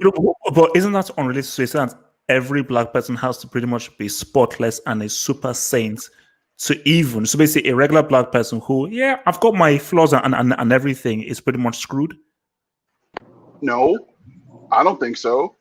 I mean, I'm a regular black dude. I don't have a record. I don't have drugs in my system. I don't have illegitimate children. I pay my taxes. I have a dope credit score. Like, come at me, bro. And I'm a normal. I am the normal. All of us are the norm. Here's the problem, though, my man. There's a white boy with a shitty credit score. He does have some illegitimate children. He does have a record. He can barely finish reading a Calvin and Hobbes comic strip. He's getting treated just like that. Oh yeah, 100%. I also want to jump in and say something too. The problem is that there's an image that people try to normalize, that the thug down the street, homie down the street that's drinking and smoking is the average fucking black, is the average black man. That's the problem. They're trying to normalize the worst of us as the normal. I don't think that's the worst of us. All I heard you say is a dude dresses, you know, what he's got he's got an A-frame shirt on and some baggy jeans, and he's got a bag. I see white boys doing that all the time. I mean, No one walks around let me looking at them take that. throwing trash. Real quick. See, I think this is what Ray mentioned some weeks ago, which is why I said it's going to be difficult. But what he said, even a month ago, that I want what you have. I want to be treated the same way that you're treated. So my thing is, so you're saying that a black person has to be zero drugs, no record, suits, dressed spick and span, just to be even put in the best position. But a white guy can dress like crap, baggy Yes. jeans, look whatever, but he can be viewed as regular. And he rolls out of bed, bro. The top of the top to even. I'm telling you, like I have wealthy white friends who will tell you if they dress down, like I'm talking look filthy, they get treated like shit. But but on the same tip, they can roll out of bed and go to something that's not like, full on luxury, but just go to a regular restaurant and be treated like a king, where they're going to treat me like shit, assume I'm not going to tip, et cetera at all. It's like real talk. I have a friend who worked at a restaurant, and she said straight up, they don't give lemons to the black folks because they'll just make lemonade out of the water. And they won't order drinks. Shit like that. Like, that's a perception. Well, you're so crazy, because when I owned a restaurant, that was old white ladies doing that. Yes. They're coming with their own damn tea bags and shit instead of paying me. Yes, but it's reflected, right? Like it's the same way as when you're self-conscious about some shit in your personality or some dirt that you've done, and somebody brings it up. You are super tight and super sensitive about that, so you attack. It's the same shit. They see their own flaws reflected in us, and they go in. But what I'm saying is, we all understand that in this culture, in American culture, we have to, as black people, work twice as hard to achieve base level shit. For the same reason why, like, if I'm being real, I can achieve excellence in my company, but they'll still promote the white dude who just came in ahead of me because he looks better on the company brochure. Yes, that has happened to me. I'm not bullshitting you. And what's funny is, my mom used to tell me all the time, she used to work for Bank of New York. Bank of New York has settled a bunch of lawsuits from black, investment bankers who were passed up, for promotions and such, because they didn't fit the profile. They would be given all the shit work. They bring clients and they'd be given all the shit work. They would bring in lots of money, but then they would always be given the white students to train, and then those people got promoted above them. I didn't think it would happen to me, right? It did. But I understand that that's American culture. They want us to work and be excellent at our jobs, but they want people who look like them to take the bow. I mean, that's just where we are. We understand it's fucked up, man, but it's a thing. We have to work twice as hard. We have to be willing to work twice as hard. And to Sam's point, we can't have Pookie and Nene up there being ignorant, acting a fool, rightfully. And I'm not talking about just regular black. I'm talking about actual criminals, like thugs, who do dirt, get got by the cops, and then everybody cries and makes a mural and makes a hashtag. When we hold those people up at the same level as people like us, regular ass good people, that's when we weaken the argument. But we have to understand, when they look at us, they don't see us, they see them. That's the problem. But that ain't going away, because that's America. We were the victims, but because we reminded them that they treated us like shit and they fucked us up, they make us the demon. It's just reflection of their own ugliness back on them. That's all I'm saying. And they've done it in they've gotten so good at it that they pretty much, I mean, you have like these professional debaters and fucking people on the right that pretty much say, "Oh, we're the bad guys." No, fuck them. I'm gonna show you right now how good they are. Quick question, gentlemen. What year? Actually, no. What decade? Give you a 10-year range. What decade did African Americans get the legal right under the Constitution to live wherever they want. When did they get that? Give me I'm a decade. gonna You guess can give me a and say- 20-year range. If you're not a history buff, give me a 20-year range. When did African Americans get that under the Constitution of the United States? When The they get 90s. I'm going to say 80s. I'm going to say 80s. 90s. I heard 80s. I heard 90s. It's got to be I would recent. say somewhere between the 70s and 80s. I'm gonna say 70s. 1776, gentlemen. What? Here's the thing. The narrative has been twisted so much. Legally, under the Constitution, we always had the rights. Always. You go and read line by line. We had the rights from the beginning under the Constitution. All the 13th Amendment did was specifically say we had it because the public denied it. Now, we didn't get it right away. Now, here's what happened. 1883, Supreme Court ruled that the 13th Amendment only applied to badges or things that affected through slavery. And they said that because blacks never had owned homes before, you can't say housing applies to slavery. So that incorrect interpretation. So basically, we have a constitution that's very clear cut on rights to this degree anyway.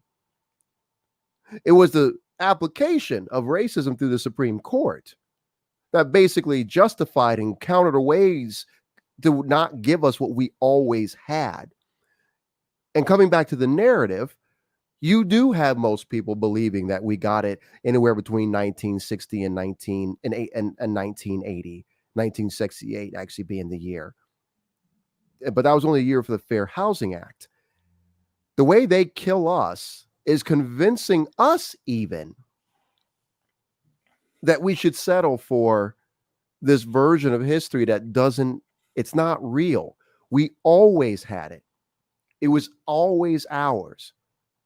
It would be like someone stealing your house. You have the deed. They just don't recognize your deed. It's got your name on it and everything.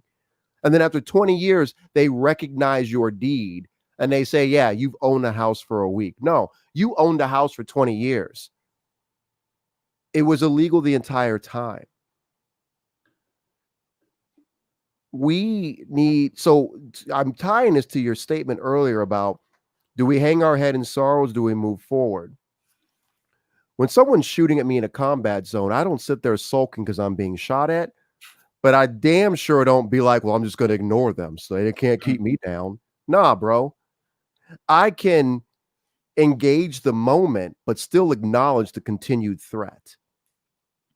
These are not past tense threats. They are continuing forward each and every day, telling people to vote.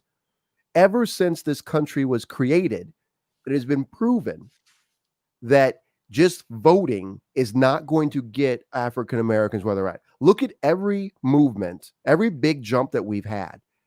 How many were someone saying, if you vote me in the office, I'm going to pass legislation for blacks, and they did it? Name one time.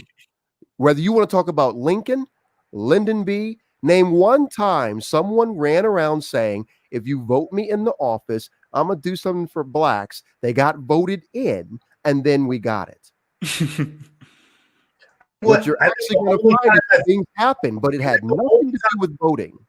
I was going to say the only time I've ever think that's actually happened was when Eisenhower fucking like unified ended segregation in the military.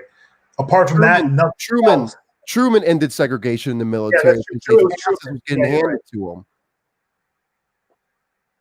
And that wasn't for love. And also while Truman was doing that, he was steady signing off on the same notes that started under Roosevelt. So the war workers.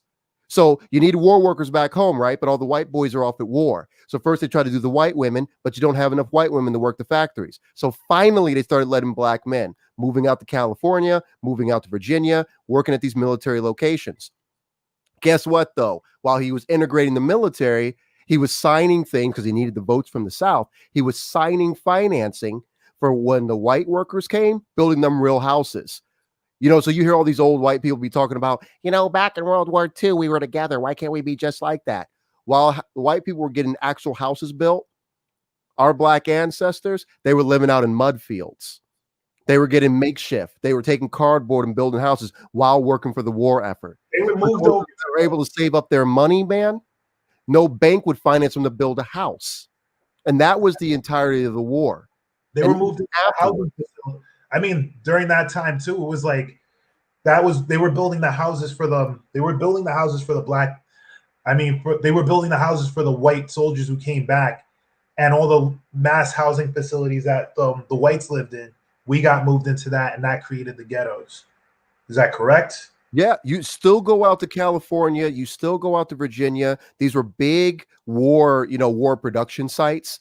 These were big war production sites. And so you needed housing for all these workers coming in. You know, they were boom towns overnight. But they actually had these special government funding, you know, just how we're doing all this COVID money and everything, to where if you were, first off, they gave low interest loans to the builders to build the housing. But it was written into the rules. If you take this government money, you cannot sell to blacks, and the people you sell to can't sell to blacks. That was written into the finance package. Even the public things that they built with that money, like the theaters, it was written in. Blacks and whites can't watch movies at the same time. So we need to stop acting like any of these people were our friends. We can acknowledge the needle moving in the right place. But one, we need to not pretend any of these people are our friends. And then two, stop buying into this, well, you know, we got it better than we got in the 60s. I'm not looking at my life comparing it to the 1960s. I want what you got. That's what I want. We don't have it. So you guys are bringing up valid points. We're not there. We can keep it real and say that's not where it's at. But nah, I'm not going to ask no other man to settle. Again, someone brought up earlier, if a LeBron James type wants to just actually stop beating up on this man. If you want to be Michael Jordan's punk ass, if you want to be Michael Jordan, hide back in the cut and just keep recycling wives every 15 years, do you, bro? But there's some real things going on. And if we don't start waking up, I mean, getting serious about these things, that's really what keeps us down more than the money. Because you could give every black person in America $1 million. But if the structure stays the same, that money's going right back to the other side. All right. I want to get you guys thoughts on. So let's bring up a visual here. Now, try not to be shocked, try not to scream, but just I don't know how you guys will react to this. So this is Adele, a famous singer. You know, she sang many famous songs, and she sang the James Bond theme song for Skyfall. So obviously Nottingham Carnival is one of the biggest carnivals in Europe. Full stop. But obviously it was done virtually this year because of the whole COVID stuff. And she just posted this photo just to be in solidarity with the whole COVID thing and everything. And what this spawned was somehow a war between Africans, Caribbeans, and African Americans on Twitter. So African Americans, well, again, not all, but just on Twitter, said that this was cultural appropriation. She was appropriating culture and she shouldn't be doing this. But then Caribbeans and Africans said, oh, no, this looks fine. She looks lovely and so forth. What's the issue? Thus, this then, for some stupid reason, began this war of words between both sides. And I even put out a tweet saying that, like, anybody who insults Africans, Caribbeans, or African Americans, you're a complete and total numbskull and you're a complete and total idiot. So, but first off, thoughts. So, what are your thoughts on this image? So, I'm going to confess to Sam. Sam, is this cultural appropriation, or hey man, why can't white people have dreadlocks and dress like this and so forth? It shows there's no issue with it. So, Sam, thoughts on this? I've got a very interesting take on cultural appropriation. Okay. Me personally, I could give two shits. If somebody really wants to do this and make themselves look retarded, they can make themselves look retarded because she looks retarded, frankly speaking. But then again, I mean, I do understand there are cases where I will say there are levels. There's another thing I will say. There are levels to this. If you're doing something and not really paying credit to that culture, you're not really and you're profiting off of it, but you're basically not really the type of person that's going to hang out, appreciate, or be cool with people of that culture, or understand their struggle. Then yeah, that's cultural appropriation. I'm gonna like if you're somebody I know or somebody I follow, I'm gonna call you out on it. If you're somebody I don't follow and I don't respect, I don't care. But just know this. If you are one of those people, just expect to be called out on it because nobody's taking that shit anymore. And the other thing too about it is that yeah, I mean, I do get the concern with some people. Now, on the other hand, there is, like I said, there are levels to this where I've seen things where people are getting pissed off because somebody wore some type of like shirt or some type of hat that's like cultural, and they'll get really offended about it. And with that, I'm just like whatever. I mean, dude's an idiot. I mean, it's not dude's an idiot. If you want to be an idiot, you can be an idiot all you want. Okay. Tony G, thoughts on this? Is this cultural appropriation or it's just paying homage? I will say that my personal view is that she does look ridiculous. I think her head looks weird with it. But I think that the disrespect that transpired between, Caribbeans, Africans, and ADOS, if you will, I think it's amazing the amount of discussion and argument that transpired on behalf of this wealthy white woman, who some say she was paying homage, but when Beyonce tried to do the same thing with Black is King, people thought that she was also appropriating. So I find it interesting that there were some Africans or Caribbeans coming to Adele's rescue, but then, throwing darts at Beyonce, who clearly has some roots to some extent to, African culture. That is interesting. Corey. Flattery is the most sincere form of what is that? A compliment? I don't know how that old saying go, but she does look ridiculous. Imitation is the most form of flattery. There you go. Yeah, but she does look ridiculous. Let them. I don't call it appropriation, but I do agree with if you're gonna be doing that, as long as you ain't popping up blackface and big red lips and shit. Yeah, look ridiculous all you want. I mean, we know the real. We know who down for the cause, and we know who with us. We know, she's got our soulful sounds. That's the kind of audience she goes after. All right, play a little character, whatever. We know what's real when you come over fooling with us. You're a fat white woman. We don't fool with you like that. At least I don't anyway. That's my personal opinion. I don't fool with her. I think she looks ridiculous. Pay homage to what? What was you doing? I mean, so what? You got a Jamaican bikini on. Big deal. I mean, your head looks ridiculous. Your forehead is even larger. Damn. Yeah, she got roasted right quick. I ain't playing that bullshit. Ain't nobody playing with these white folks on that shit like that. They can't do us though. Everybody on here that look like me, we got something inside us special. They can't do that.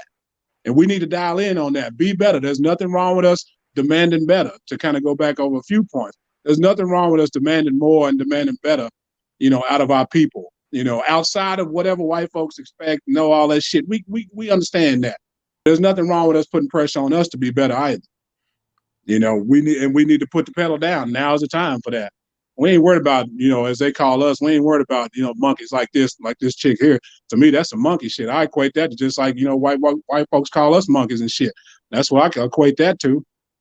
I don't rock with shit like that. You can wear it all you want to. But I feel the anger rising. Hey, guys. Yeah, it's there. It's there. I don't necessarily care for that shit. And I hate that they appropriate our word too, but I don't particularly like that word. Okay, wait. So MB, thoughts on this? There's another image I want to throw up as well, but before I do that, MB, thoughts on this? Is this cultural appropriation? All right, I think MB's all right. What's it called? Ray. So let me first just ask a quick question. I know you run the show here, but gentlemen, I haven't been to many Caribbean festivals. Okay, I don't have Caribbean ties, at least I'm not aware of them. But the times I have been, 100% of the time, when there was a white girl running around like this, there was black dudes sitting there in the corner going like this to the music, looking at her. Yeah. Okay.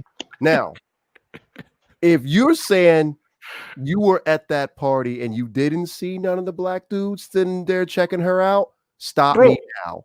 Wait. Otherwise, I'm look gonna at the background. What's Look up? at the background, because you can see the guy to the right so far. No, I'm not going to put that on him. I can't say 100% certain he checking her out. My point is Adele's worth 190 million. I've seen the most brokest, most basic Sarah Plain and Talls at these festivals dressing just as silly, and black dudes sitting over in the corner with that chicken in their mouth like So I'm just crazy how now everybody don't like it. Now, here's my next thing is, so when I go to Hawaii and I put on the Hawaii's, you know, I put on the black Lays. necklace or whatever, because I know ladies do the lays. Is that cultural appropriation? When They sell it. So I guess I'm sure. Well, she got money. Let's say they sold her the bikini. Okay, let's say they sold her all that. My point is, I think I heard Sam say it earlier. If she making a music video and now she suddenly got an accent, yeah, I'm gonna throw up in my mouth. But if she just out doing her thing, how's it different from, you know, me going to put on a Russian hat when I go to Russia? Like, hey, you know, I'm in Russia. I got a Russian hat on. But she looked unsure as fuck in that picture, though. No, but Corey, you gotta understand something. Wait. Time out. She's in love with Beyonce. I think she has always been. I think there's another Instagram photo that she has where she sort of does copies Beyonce's stuff and everything, and she's pretty much been about black culture and everything. So you see, my thing about this is that you can't say anything. As Corey just said, this ain't blackface. This is the whole thing with the red lips, and this is not doing anything for mocking anyone. So I don't understand how you can look at this. You see, my thing about it is, I got a Spain soccer job. Then it's like, what the hell? But because we know who she is and everything, that's listen, as Thingy said, this looks weird. Okay, I'm not going to call anyone ugly or anything. That's just not me. I believe we are all beautiful in this world, but it does look weird. But I don't know if you can make the leap of culture. Hey, you know this remind me of, for real, man? You know this remind me of?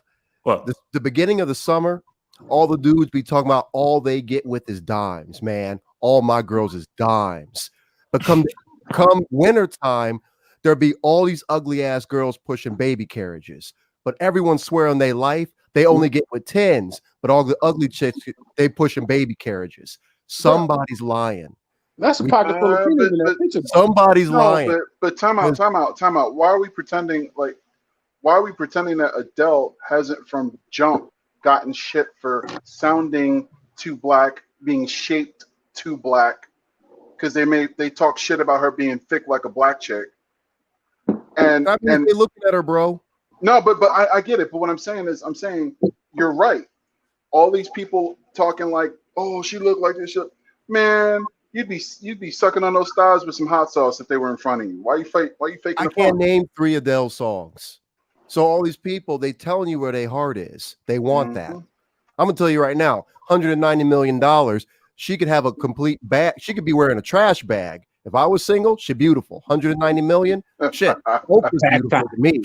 Oprah is gorgeous to me. But you got up, I'm gonna be the first one to console her. My thing is, people are talking about this. We got to look at this in that prism, though, right? Like she's gotten shit from jump because she was not afraid to sing with, imitate the style of, and hang around black folks. Like there was when people first heard her, they thought she was black.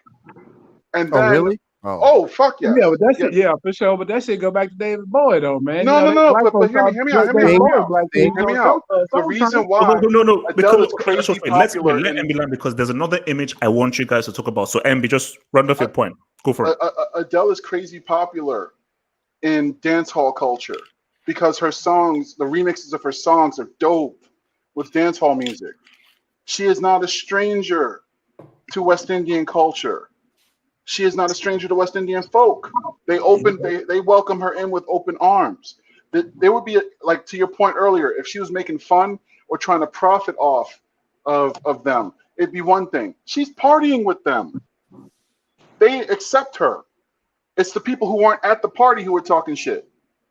That's the thing about cultural appropriation that you notice a lot is that it'll usually be a third party that complains about it the most. And one thing you'll notice too is that let's not even talk about black people in cultural appropriation. You'll see this a lot with Asians because the Japanese, they'll be cool with people like appropriating the fuck out of them. Like you'll see people wearing kimonos and like dressing up like Japanese schoolgirls and wearing anime related stuff. And then the Japanese will be like, hey, this is all really cool. Like it's cool these people are recognizing us and stuff.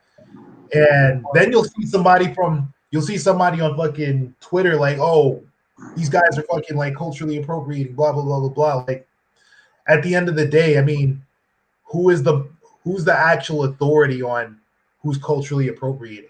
Not for nothing though, Sam. We all have that one white friend though who eats food with chopsticks for no fucking reason. Just saying. I'm just saying. Because he knows. We all have that one white friend who, when we go out to eat, they always say, "Oh, do you have chopsticks? We got forks at the table, bro." Hey, no, man. Chopsticks are tight, man. Chopsticks are tight. Shout out to my Japanese homie who taught me how to use chopsticks with like using what's it called, Weetos and stuff like that. Shout out to chopsticks, man. Don't use chopsticks. Don't. All I'm getting at though is that did you even say that too? I mean, you got like what's funny about it too is that most of the biggest social justice warriors when it comes to this shit like cultural appropriation will be white people, liberal whites. Like it's like even her hair, bro. She looked like every single white woman I've seen come back to America from the islands. Oh, cornrows. I started to think there was like laws on the islands that white women aren't allowed to leave the island until they get their hair braided. Because every time I see them, that's what I see. Yeah, I want to ask you guys your thoughts on this. Your thoughts on this business. Your thoughts on this. Meh. You ain't got near wave. But to be real, you got some style, but you can't. To be real though, we all know that bald dude in the hood who still rocks a do-rag. Come on. Let's be real. Like if you go to like places like the inner city, this is and like you see some of the white kids who come out of there that grew up like really in the hood, like. That's how they are, and that was even before Eminem started rocking that. Mm-hmm. Yep. And it works for Sean King. Hey, Eminem. This is Ray Roberts. I ain't saying shit about you. Don't write no track about me. Y'all keep going. He will tell your ass up though. I will light your ass up for this. I had this talk legit, 100%. I had this talk with my girl the other night. She was like, "Why isn't Eminem viewed as cultural appropriation?" And I told her, well, he was when M first hit. I remember joking on when I was in high school when he went mainstream. I remember folks clowning him, and because he came out with real Slim Shady, and everyone was like, "What the fuck is this? This isn't hip hop." And then when they actually listened to his battle tracks, they were like, "Okay, I'm not messing with him. Boy got bars." But he even said it himself. That wasn't a joke. He had to have a poppy sensation to get him rotation. That shit was real. My point is people don't view him as cultural appropriation who actually know the story and everything and knew him before he went mainstream because he lived it. For the same reason Sam is saying that the white kids we grew up with in the hood rocked do-rags the same way, and we didn't say shit to them about it because we understood that it was part of the style of where we grew up. I think also too the majority of what he is how you gonna accuse Eminem of stealing shit you ain't never seen before? Yeah, you can focus on this picture, but the majority of what he was the first one to do it. His style, his flow, even the stuff he talks about.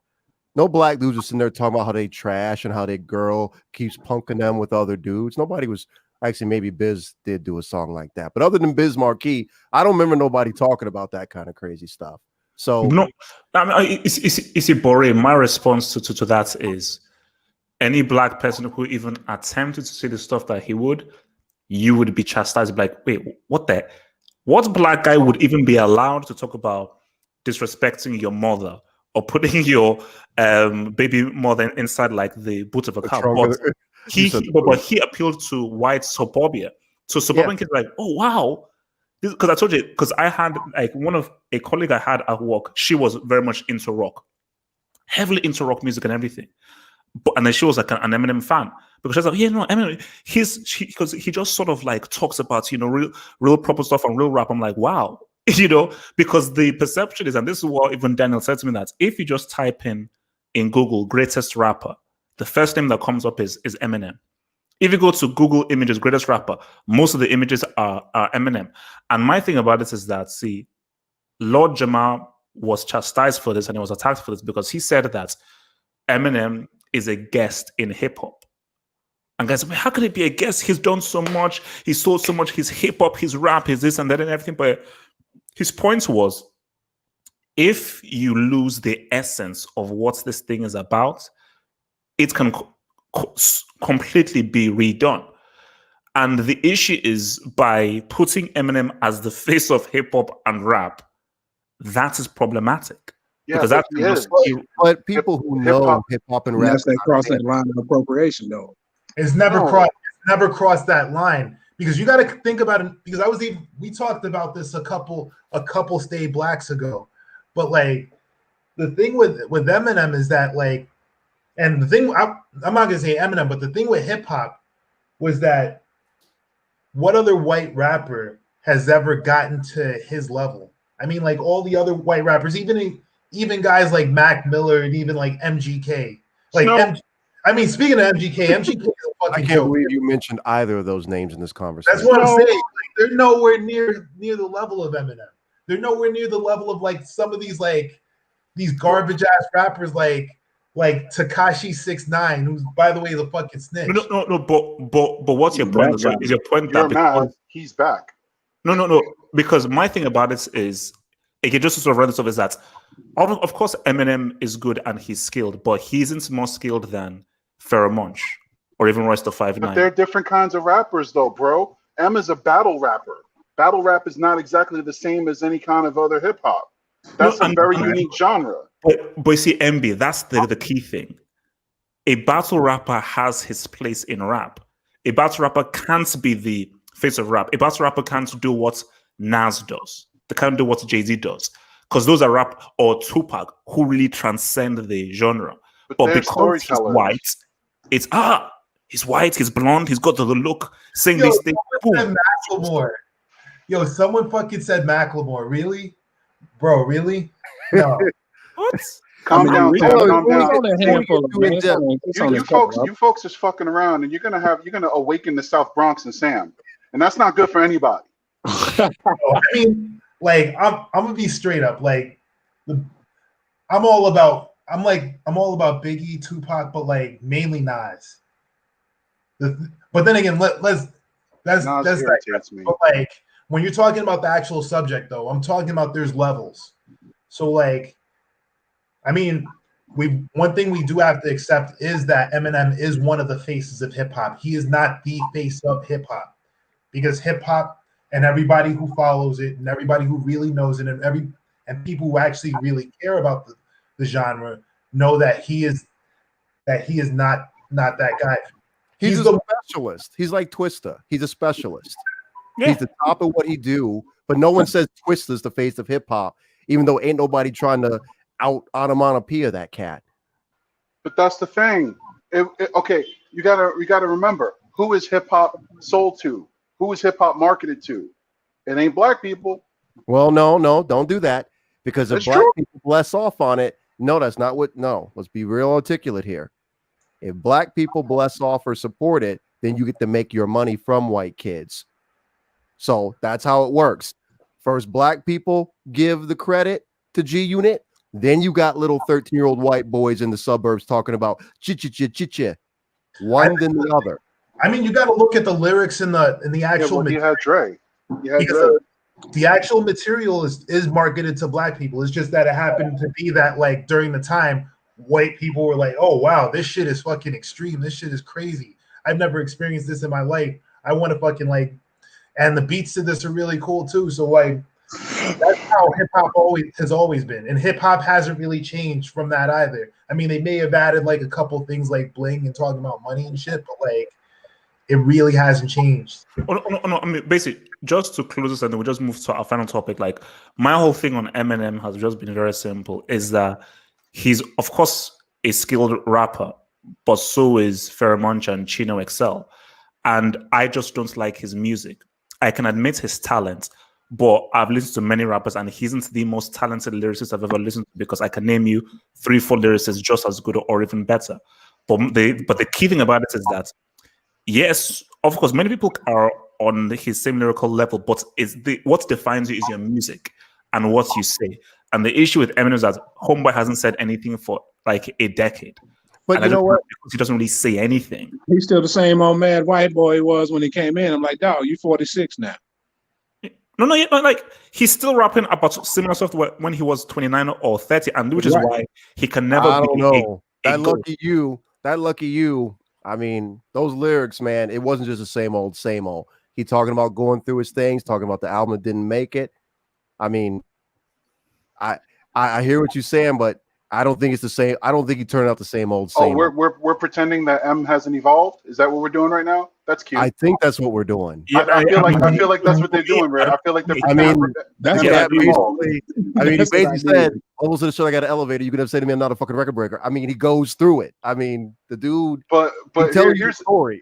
He's relevant. He's relevant still. For him to be relevant, since I was a kid, and I got kids who work for me, bumping him in the parking lot when I leave, and I was bumping him in the parking lot when some old motherfucker was walking out too. That you can't. He's not bro. He's not commercial at that point. Wait, let me ask you guys this, and then I promise we'll move on. How many clubs or how many solely black neighborhoods are blasting Eminem songs or Eminem tracks? Don't know. Don't live in a black neighborhood anymore. Hey, what your boy Tao, Aaron, you need to put that up on the screen. What Teo said. That's the truth right there. Because here's where I actually see Black America and white America. They are together. On neither side of America, do you raise up your highest and your greatest? Trump is not the greatest of America. You know, we have the best in a lot of things, but the most popular is rarely the best, like really the best. What he's saying, while the most popular rappers haven't needed the okay from black people, that's going to become more and more true. I foresee a future where your top 5 rappers are going to be straight from South Korea. That's what I see coming in the future. Oh no, for sure. It's changing. So to end this, man. So just aftermath of the whole Kenosha, Wisconsin thing, man. Obviously we have to go. Obviously, direct this thing to Rayman. So let me just be fully real here and everything. When I saw this kid do what he did, I wasn't shocked. I just watched, and I was like, But I just have to be honest with you. Like when I wasn't like, oh my gosh, how could he do? I was just like, oh, okay, because this is what I keep trying to tell to people, and this is why I say, like, you know, Martin Luther King, great man, but his biggest mistake was the faith he had in human decency and the faith he had in humanity. I think that was his biggest mistake, and just realizing you have to understand what humanity is at its core. And what I keep preaching is racial relativity. You know, you will always connect with someone who looks like you. And that's just what is something on a subconscious level. Only an anomaly or very few people are like, hey man, everyone is the same. I treat everyone the same. 99% of people, oh, this person looks like me and everything, I feel closer to him.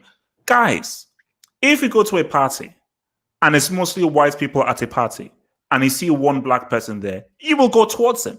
And if that black person doesn't want to speak to you, like, oh, damn it, I'm screwed. But that's what happens, is that you go and you're just attracted to someone that looks towards you. So when I saw this incident, I was like, yeah, for this policeman and everything, he's white. So therefore, he has to. Remember, these policemen aren't these angelic saints sent from above. They aren't robots or machines. They are white people as well. So when they see someone that looks like them, like, oh, he's on our side. Because this, if anything, just shows you the reality of what things are. It's this image. A regular 17-year-old white kid with an AR-15 walking side by side with other law enforcement. So, Ray, That sort guy's of not, bro. That guy's not law enforcement. That's just some fat dude wearing He's a fucking. boogaboo. oh, And okay. I- Oh, wow. Just a fucking. Now, to your point, though, both of them were interacting directly. In fact, we had lots of tape. The guy in the front talking. He was actually pretty candid. He was saying on camera how the police told them, hey, we're going to push them your way, then we're going to leave so you guys can handle it. So he actually said that on camera. But no, neither. Okay, so fucking wait. So Ray. So what has sort of been like the fallout of things? So what's like the status of things now, like the state of affairs in the area now? It's going to get worse before it gets better. But that's another way of saying things are getting more honest. So what that night showed you is the Constitution does not apply to everyone. White people were able to run around in the middle of the night, in the middle of a riot after curfew with weapons, not being stopped. You will not find, I challenge you to find a single clip of video of a black civilian that night running around open carry. We had guns, but we weren't stupid. We kept ours concealed carry. Could you imagine being black in the middle of a riot, in the middle of the night, with a rifle running in between and around police? Who here has that courage? You can get all your African cats saying racism don't exist. You can get all your black Republicans. That's the test. In the middle of a riot, nighttime, after curfew, all shit's hitting the fan. I'm gonna strap on some plates on you. I'm gonna give you a rifle in an open carry state. So you're legal, you're of age, and you're legal. And I want you to walk around outside. That's when you're gonna show me you don't believe racism's not real. We carry. None of us was stupid enough to do that. We don't get those rights. One thing I wonder though is why weren't there large? Because at the same point, I'm not saying racism doesn't exist, but why didn't large groups of you guys come out open carry? That's a good question, man. Get mowed down? You got to think about it. You got to think about this. And first off, you don't owe me accepting my defense. I am about to defend myself. This shit popped off real fast. There was about 20 of us black veterans that were rolled up together, and the community's asking us, you guys are our veterans. What do we do? I got a choice, man. I can say, I'm going to train you guys how to be combat before the sun goes down and we just go bang, bang. Or I could say, let's mitigate the number of opportunities. Everyone stay inside your homes. Those of us with training, we will skirt from house to house and business to business. We will take the risk. So we had people stay inside their homes. Once we got to that core group of veterans, we then said, listen, I cannot ask this of you. You cannot go out there engaging. Basically, you need to move out there with just cameras so we can record what happens. Because if they shot first, you know how this would have played out. had some white boys shot first and some black people shot back, it would not have been self-defense. It would not have been self-defense. It would have muddled this. Unfortunately, battle zones are political. A lot of people foolishly think battlefields are what happen when politics stop. Wrong. Battlefields are a continuation of politics. And that night was political. Trump is here right now with his punk ass. It's political. Just so you know, he didn't come to the black side of town. You watch the video, you can tell he definitely went to the white area. He went out. He didn't even come into the city, by the way. He went out the intersection out in the country, and that's where he then came in, full roll deep inside building. You look at where the press conference was held, inside the building. So it's been political since the first day. So, I mean, maybe our decisions will be analyzed and maybe we were wrong, but I did not think that was being a good steward of my community, trying to train them up in a couple hours before sundown. So you see a lot of people in those streets. You do not see because black people have weapons. Despite the narrative, we got guns. You don't see us running around out there. And it wasn't because of fear. It was about, we can't win this. Not at night. Black people running around at night with guns. Do I even have to tell you what that headline would have looked like? Armed groups of blacks roving through the cities. Protect your white women. So the idea was remove our people as much as possible. So that's what we're doing. Young kids skateboarding around, everything, like, go home. Go home. Now, again, as someone pointed out earlier, black people ain't a monolith. You did have black people out there just looking to make trouble. You know what? That's not the time for me to be rolling up with them saying, bean pie, my brother. Let them do their life. They chose their path. But this here shows you we do not live in the same America. White kid. So I don't know if you read what his defense has put out. His defense is claiming he actually didn't come to cross state lines with the weapon. He's claiming that some adult just handed him a rifle. Now, let's say that's even true. Think about what that means. You, a 70-year-old white boy, you go into the black side of town and they just start passing out rifles. If he's telling the truth, that's what I don't think that sounds better personally, but that's what his defense attorneys are going with. How crazy is that? I'm going to tell you this right now. If a group of black guys go to the white side of town and say we're here to protect some buildings, they are not going to start handing out rifles to your ass. But my thing is that, okay, well, if you said that an adult gave you the weapon, you have to then name the adult, and the adult then has to verify and say that he gave you that weapon to begin with. So I don't understand that defense, really, and I don't know how that's. Here's what I keep telling people, because people are getting, understandably so, he killed 2 people. One of them was a near community member. I didn't know him personally, but people around me know him, to where I have people, I'm trying to walk in the buildings where people are saying, Ray, we know right now you're being a big community talker, but just so you know, people in that room were related to one of the deceased. So if it's okay, maybe you could kind of calm it down when you walk into this room. So it's that degree of separation. I keep telling people that a defense attorney's job is to defend.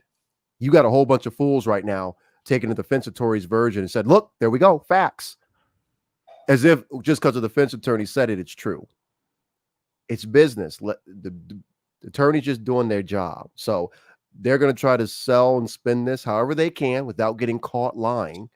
Because right now, what has not been released officially by the attorneys, which I wouldn't, they shouldn't, who drove him, and more importantly, how did he get back? How did he get back across state lines? Now, again, you saw the videos. Here's questions that I keep wondering why more people aren't asking. If it was truly self-defense, why did you call someone other than the police? Again, coming back to 2 Americas.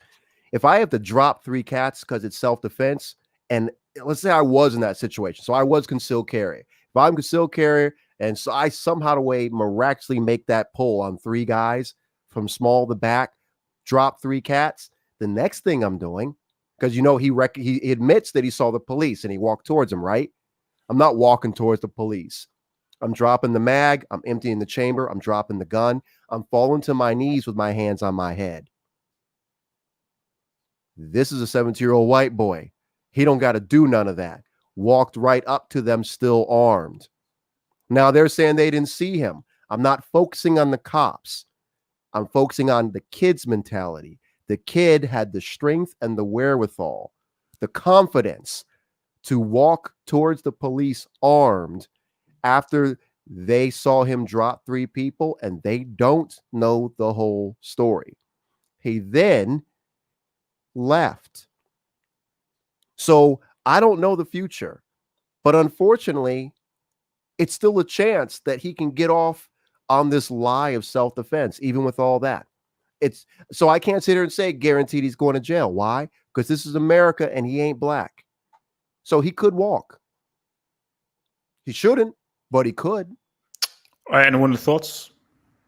Okay, I want to jump in on this. So, like, as far as the charges, I think whoever was the district attorney, like, did a decent job of, like, trying to encompass it, because you're not going to get him on a murder charge.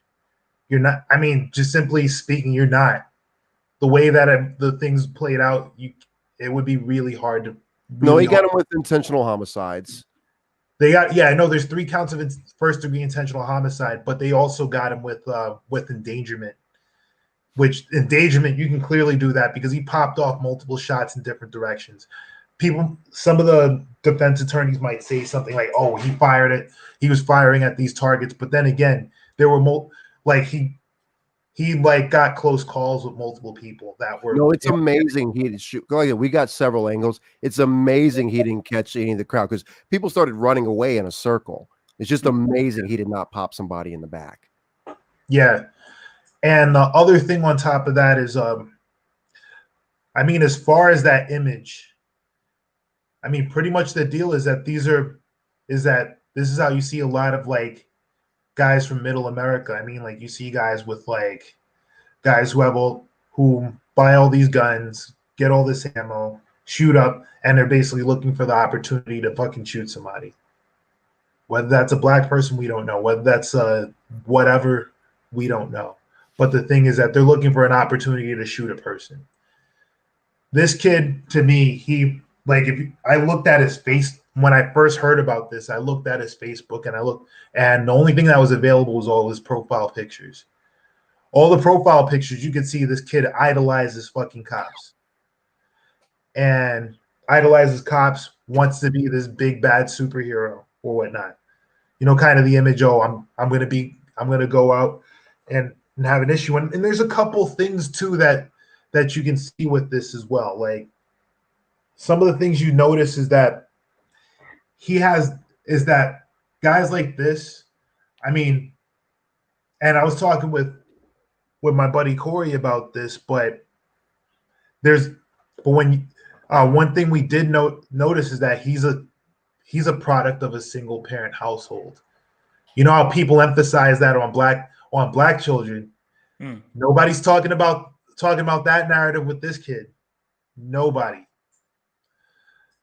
Well, they're showing pictures of him scrubbing walls and smiling when he was 6. What we normally see, making him a human being. Yeah. He's being made a human being. This cat's a mass shooter. He's a mass shooter, and at least 2 of these people tried to subdue a mass shooter. They died trying to subdue a mass shooter. Clint Eastwood ain't about to make a movie making them heroes. This is 2 Americas, and this is the greatest demonstration of it. MB? Yeah, I think Ray did the right thing personally. All running out there armed is going to do, like openly armed is going to do, is give them a reason to say that they feared for their lives. And there've been a lot of black people dead. I think the that there's that cartoon, HH, I don't know if you saw it, where it shows a black man on the ground, and the cops, he's looking up at a white guy walking by with a AR-15. Oh yeah. I've seen it. Yeah. And there's another one. There's another one that shows the cops shooting Jacob Blake in the back, and Kyle walking right by them with his hands up. Like it just shows the difference in, like Ray said, the different Americas we live in. I personally think that after the shooting in Seattle this weekend, I don't see them letting this kid off, because I don't think that they want a bunch of guys who spent their salary on body armor and AR-15 accessories going out there and trying to shoot people, protesters they don't believe in, the cause that they're protesting. Is that's where we're headed right now. I think that they're going to make an example of him. But then again, you've got people right now who are willing to argue tooth and nail about how the kid was in his rights to carry. And my point to them was, if the kid was in his right to carry, why is the DA taking the approach that they're taking? The DA is not a DA is not a stupid lawyer. Like, the DA is not a stupid lawyer. They're going to go for the charges that they know they have a high percentage of conviction on, which is why they didn't charge him with straight murder. You still got a political part to this, man. So no, there is, but even at the if same he thinks he, so let's just say hypothetically, I'm not going to speak for the man. DA's name is Gravely. Let's say Gravely doesn't think he can pull this case off, but he knows if he doesn't bring charges, city goes up in flames. You feel me where I'm coming from on this? Yeah. They go through the motions, pretend like they're going to give a fair trial. And again, I'm not saying that's what it is. I'm just saying, if any of us was in this position, these are the things you'd have to be thinking about. Well, I'm just, it is what it is. We're at the point now where, like, there was a discussion on my Facebook page earlier where I had a guy who's right-leaning said, folks are tired of this protesting bullshit, and you're starting to see people hitting the streets. More Americans are going to stand up, and they're going to say we're That's how over they it. sound too. Yeah, I know, exactly. Americans are tired of this, and we're going to stand up for it. And I'm like, cool story, bro. Guess what? Lefties have guns too. Yeah. Well, who has more guns and who's been training longer? Lefties too. Difference is to us organizing. You know what we need to start doing? Instead of fighting them, we need to say that we agree with them and we need them, and start giving them the locations of actual gangs. Like inner city, like because look what happened to my city. We don't got nothing crazy like that going on here. So all these tough guys rode in numbers in the middle of the night, messing with decent folk. I need them to do that same courage inner city Chicago. I need them to roll in at nighttime, inner city Chicago. We need to encourage that. Like, hey, stop fighting them. Agree with them. Like, actually, bro, I think America does need you. Those are Bloods and Crips over there, and I am pretty sure they're not really gonna fire back. So why don't you, as white guys, drive to that side of town and rep the hood for us? Then they'd be like, well, you're going with me, brother? No, I'm gonna safety observe.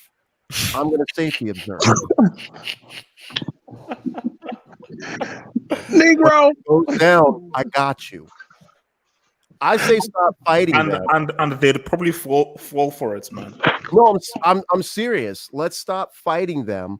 Let's help them achieve their Valhalla.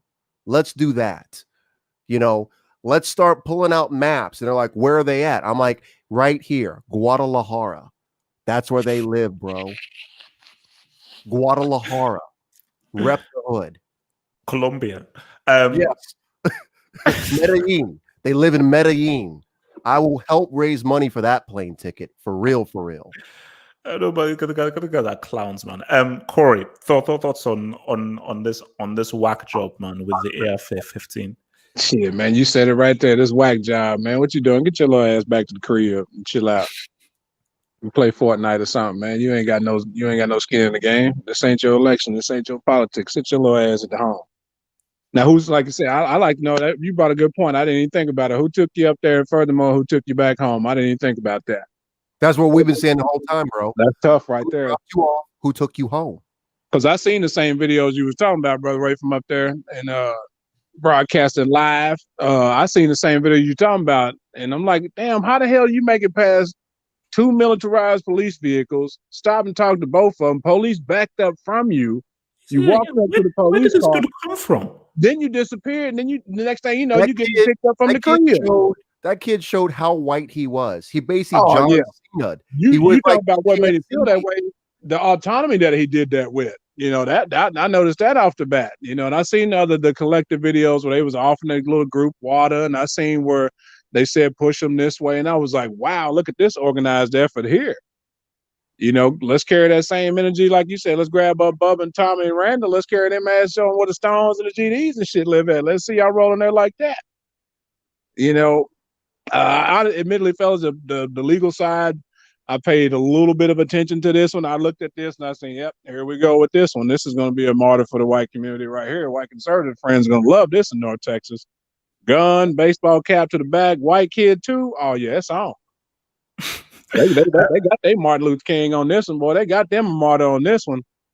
You know, I knew they was going to be having boat rallies and tomato and cheese sandwich rallies for this son bitch right here. All right, Tony, thoughts on this, Tony? So to Sam's point, it was my understanding from what I've read that he was definitely a police hopeful. So it does not come as a surprise that he had easily moved through the crowd the way that he did, even though he had the weapon on him. I feel like if he was a police hopeful and was talking to certain people and was in certain circles, I'm sure the police force that was out there was very familiar with him. So again, that's not a surprise to me. And I think that this picture in and of itself, I think the last time we spoke, I sort of alluded to the fact that, nothing is new under the sun. I think that similar situations have occurred throughout American history, whether it was during like slave uprisings where people just wanted to be free in general and not have to give up free labor, or even during the civil rights movement. Of course, people out there rioting again for just human decency and rights. So this does not come as a surprise that white factions throughout America are prepared or have thought about this, because they're used to this. They've had plenty of practice over time subduing Black people. They are very familiar with, Black oppression in general. And I think to that point, I know earlier you stated that you were very disappointed in MLK's approach and this idea that maybe he had such high hopes for a society as a whole. And I think, unfortunately, the Martin Luther King Jr.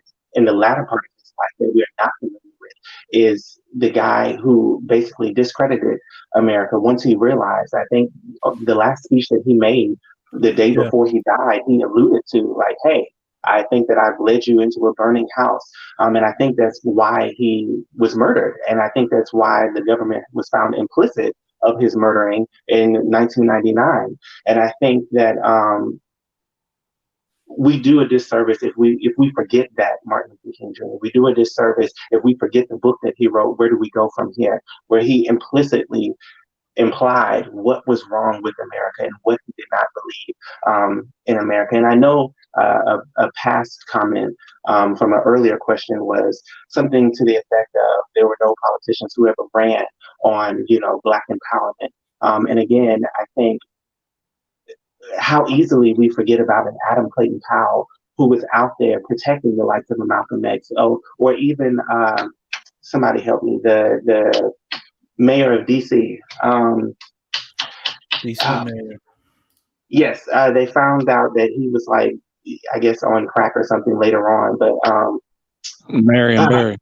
Yes. If it was not for him, the March on Washington would not have happened. He secured a lot of the permits and whatnot. So there are constant examples that we have of Black people who were for Black people who were in politics. And I think that the earlier conversation that we had around, like, you know, pivoting towards entertainers and sort of abdicating responsibility for the politicians that we put in place, that's part of the problem.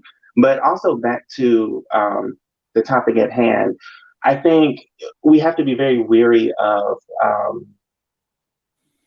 how we sort of claim like, hey, well, you know, just go to the hood and, you know, they'll deal with you there. Because I think that even in the hood, like, where do we think that these weapons are coming from? Again, this is a white structured society. And I think that, you know, like, even with drugs and whatnot, like, the source is not a Black person. So just as easy as, you know, they give them guns, they can easily take them away or take them out and whatnot. And these are very impoverished areas as well. And we are still 12% of the population. So I think it's not likely that we could just up and create a civil war on our own. Matter of fact, the Civil War would not have been accomplished the way that it did if we did not have white allies.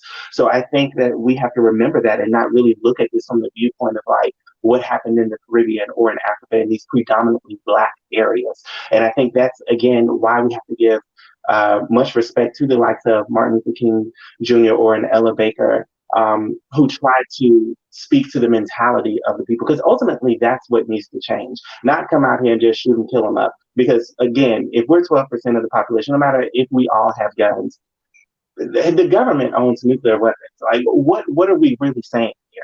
And again, if the source of most of the weapons are from white people, what do you think that you have on them? And again, to the earlier question about, you know, white fear, white nations and white people come together when it's time to suppress Black people. If Black people bulk against the system, they come together. And I think until we really realize that, and to Ray's point about, you know, like laws and stuff like that, I think that that's where our focus really should be honed in on. And yeah. Okay.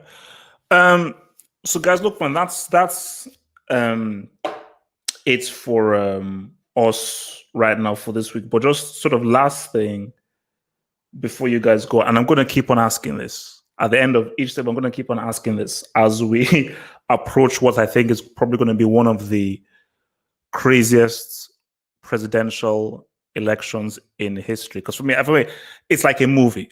It is real life, and real things are really on the line. But from the outside in, I'm looking at, for me personally, two clowns in Trump and Biden.